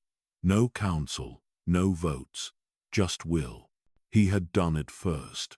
And so, even the Sith began to divide their time by him before Ragnos and after Ragnos. The Jedi, too, learned to measure darkness by his name, not in records, but in training, in caution, in memory. They taught students that some power never dies. It just becomes quiet. And that's what he was now, not dead, just quiet. A name etched into everything the Sith ever became. A whisper passed from master to apprentice, like a secret too old to be fully understood. There were some who still tried to find his body, his real one, believing it hadn't decayed, that it still pulsed with dark energy beneath stone, that maybe, just maybe, he hadn't really died at all. But those who searched never returned, or if they did, they didn't speak. Because even now, after thousands of years, Marka Ragnos still had rules. And the first rule was this: he does not answer to the living. He never did. He ruled them. And when he vanished, he ruled memory instead. Not all memory is spoken. Some memory is forged. Cold metal, layered in rage, wrapped around hilts designed not just to cut but to mark time. Marka Ragnos left behind no heir, no holocron, no living record of his mind. But he left weapons. And the weapons remembered him. The most feared among them was his scepter. It wasn't ceremonial. It wasn't just symbolic. The scepter of Ragnos held power that survived his death. Not the kind of power that flickered like fire. The kind that waited. The kind that returned when cold. Forged with ancient alchemy, the scepter was unlike any weapon of its time. It channeled Force energy like a lightning rod. Focused rage, refused to break. Even the sorcerers of Ryloth and Ziost studied its structure, unable to replicate it. Because it wasn't made, it was willed into existence. By him. When Marka Ragnos died, they tried to entomb the scepter with him. But it refused. Legends say the tomb itself rejected the act, stone cracking, darkness stirring, as if the Valley of the Dark Lords had its own opinion. And in a way, it did. Because Ragnos wasn't gone, not entirely. His spirit lingered, and the scepter obeyed no one else. Over centuries, the scepter vanished and reappeared, sometimes in shrines, sometimes in vaults, once even in the hands of a cultist who believed he was Ragnos reborn. But the power didn't follow the wielder. It followed the will, and only one will had ever truly commanded it. The weapon waited until the galaxy grew weak enough for it to matter again. During the time of the New Republic, long after the fall of the Empire, after the deaths of Palpatine, Vader, and even the Clone Wars, the cult of Ragnos returned. They had waited in silence, gathering fragments, chasing myths, and eventually they found it. The scepter, buried deep beneath the ruins of Korriban, beneath collapsed temples and forgotten halls, protected by traps, shadows, and bones of those who had failed before. But the cultists did not fail. Because they weren't trying to use it. They were trying to give it back to him. Led by the disciples of Ragnos, they believed he could return, not as a ghost, not as a name, but as flesh, as power made real. The scepter was the key. They poured stolen Force energy into it, fed it life, pain, sacrifice, until the cracks between worlds thinned. And then they heard him. Not a voice, not at first, just presence. The same presence that had once silenced Sith councils. The same weight that had once frozen Jedi in place without lifting a finger. The air grew colder. The Force shifted. And for the first time in centuries, Marka Ragnos moved. He had no body. Not yet. But he had direction. He remembered. He remembered the wars, the bloodline feuds, the duel with Simus. The day he broke the last rival and became emperor. He remembered ruling alone, watching empires rise and fall beneath his gaze. He remembered death, the way it felt not like fading, but like slipping behind a curtain, like standing in the next room, waiting. And now, he remembered pain. Not his. The galaxy's. He fed on it. The cultists brought him vessels. Jedi, Sith, smugglers, anyone strong enough to hold a fraction of his spirit, but none could bear it. Their bodies failed, minds shattered. The scepter burned through them like fire through glass, because Ragnos was not a memory. He was a storm, and storms don't fit in cages. Until one did. Tavian, a dark Force user, lost in obsession, desperate to matter. She accepted the pain, begged for it, believed herself chosen, and for a moment, she was. Through her, Ragnos whispered, moved, commanded, but only in fragments. The galaxy had changed. The Sith no longer ruled in temples of stone. The Jedi were scattered. The Force was thinner, harder to grasp. Even Ragnos felt it. Like breathing through smoke. He pushed harder. The scepter blazed, Tavion screamed, planets trembled, and then resistance. A Jedi Knight named Jaden Korr rose to stop him. Young, uncertain, but strong in the Force, strong enough to challenge Tavion, to challenge the scepter, and eventually to face Marka Ragnos himself. When Tavion fell, the scepter shattered. And through that break, Ragnos tried to cross over fully. His spirit surged forward, massive and formless, held together by thousands of years of will. For a moment, the tomb on Korriban lit like fire. And then, silence. Jaden sealed the breach. The Force quieted. And Marka Ragnos was gone. But gone didn't mean forgotten. The ruins remained, the scepter's fragments scattered. Jedi historians debated whether Ragnos had truly returned or whether it was only illusion.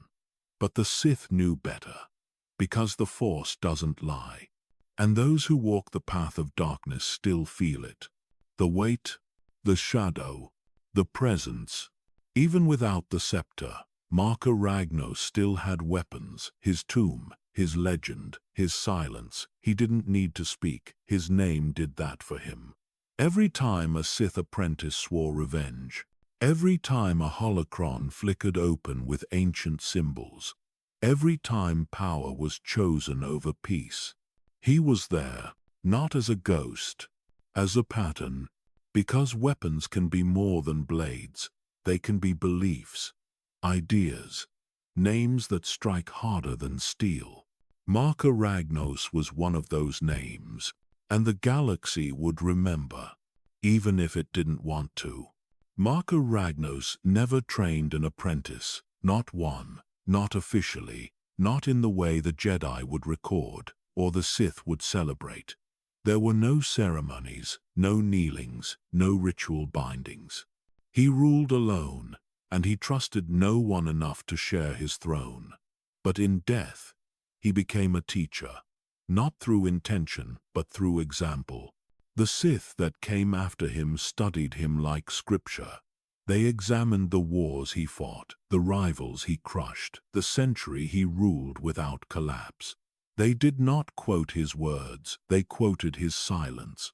They did not ask how he killed, they asked how he lasted. Because lasting is the one thing the Sith have never done well. Freedon Nad was the first great student of Ragnos. Even though the two never met, Nad was a Jedi once, hungry for understanding. He left the Jedi Order in search of answers they refused to give. His journey led him to Korriban, where tombs older than the Republic carved shadows into the red sand. In those tombs, Nad discovered Sith holocrons, texts, and voices. Not Ragnos himself, but his legacy. Nad learned that power was not taken quickly. It was taken slowly, with patience, with silence, with control. He watched how Ragnos had ruled for a century without being assassinated. Sith kill their masters the moment opportunity arrives. Yet Ragnos survived every opportunity. Nad understood the secret. Ragnos did not create rivals. He consumed them. And so Nad consumed Izis, consumed Onderon, consumed himself. He became a king, not a Sith Lord in name, but in deed. And in every act of conquest, Ragnos was there, not in voice but in influence. Nad taught Exar Kun in the same way Ragnos taught him, indirectly. Kun was brilliant, ambitious, and uncontainable. He wanted more than the Jedi would allow. He wanted the truth behind the Force, the truth behind power. Nad gave him that truth, but the truth belonged to Ragnos first. Kun learned that power was not just about strength, it was about shaping belief. Ragnos had shaped belief so effectively that centuries after his death, Kun traveled across the galaxy just to stand in the shadow of his tomb. Not out of respect, out of hunger. Kun wanted to see what the first Dark Lord saw. He wanted to feel what the first Dark Lord felt.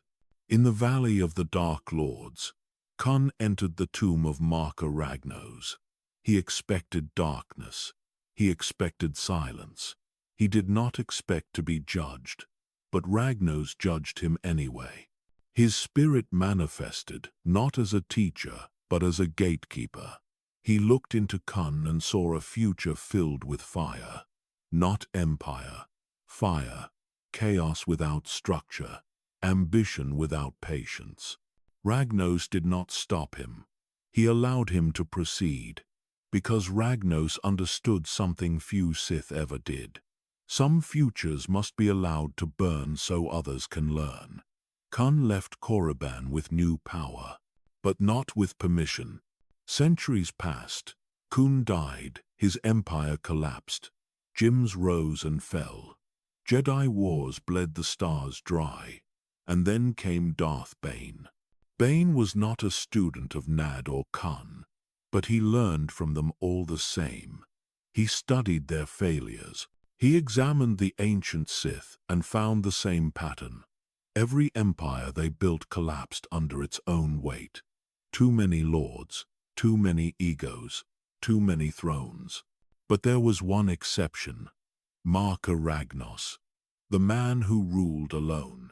From that realization came the rule of two, one master, one apprentice.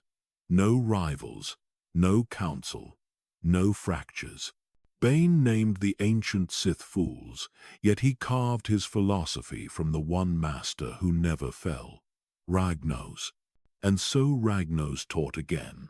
He taught through ghosts, through ruins, through patterns, through the centuries of blood that followed.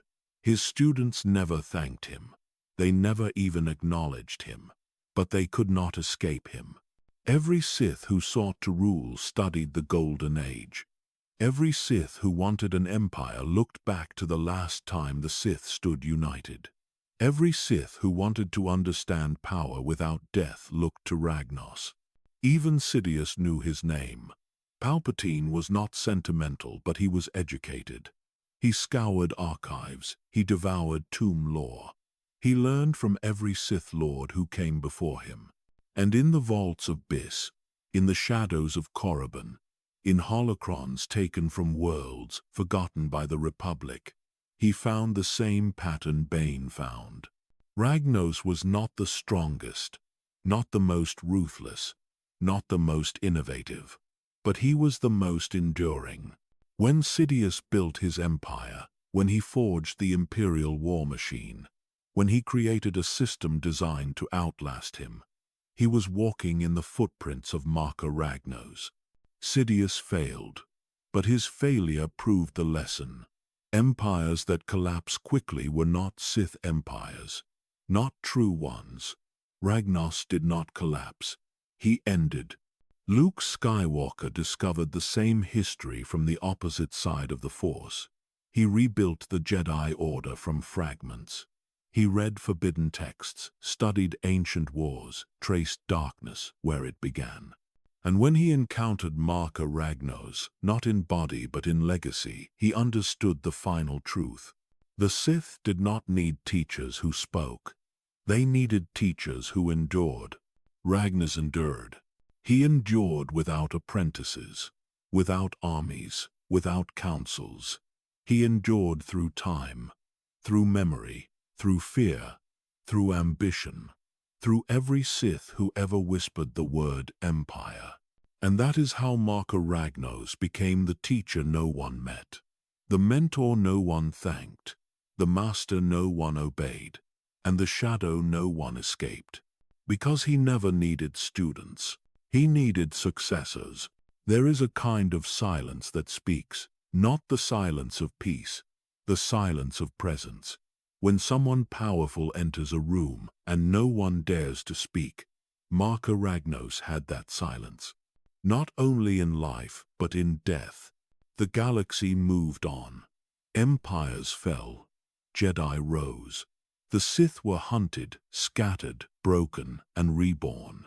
Names like Revan, Malak, Plagueis, Sidious, they carved their marks, but none erased his.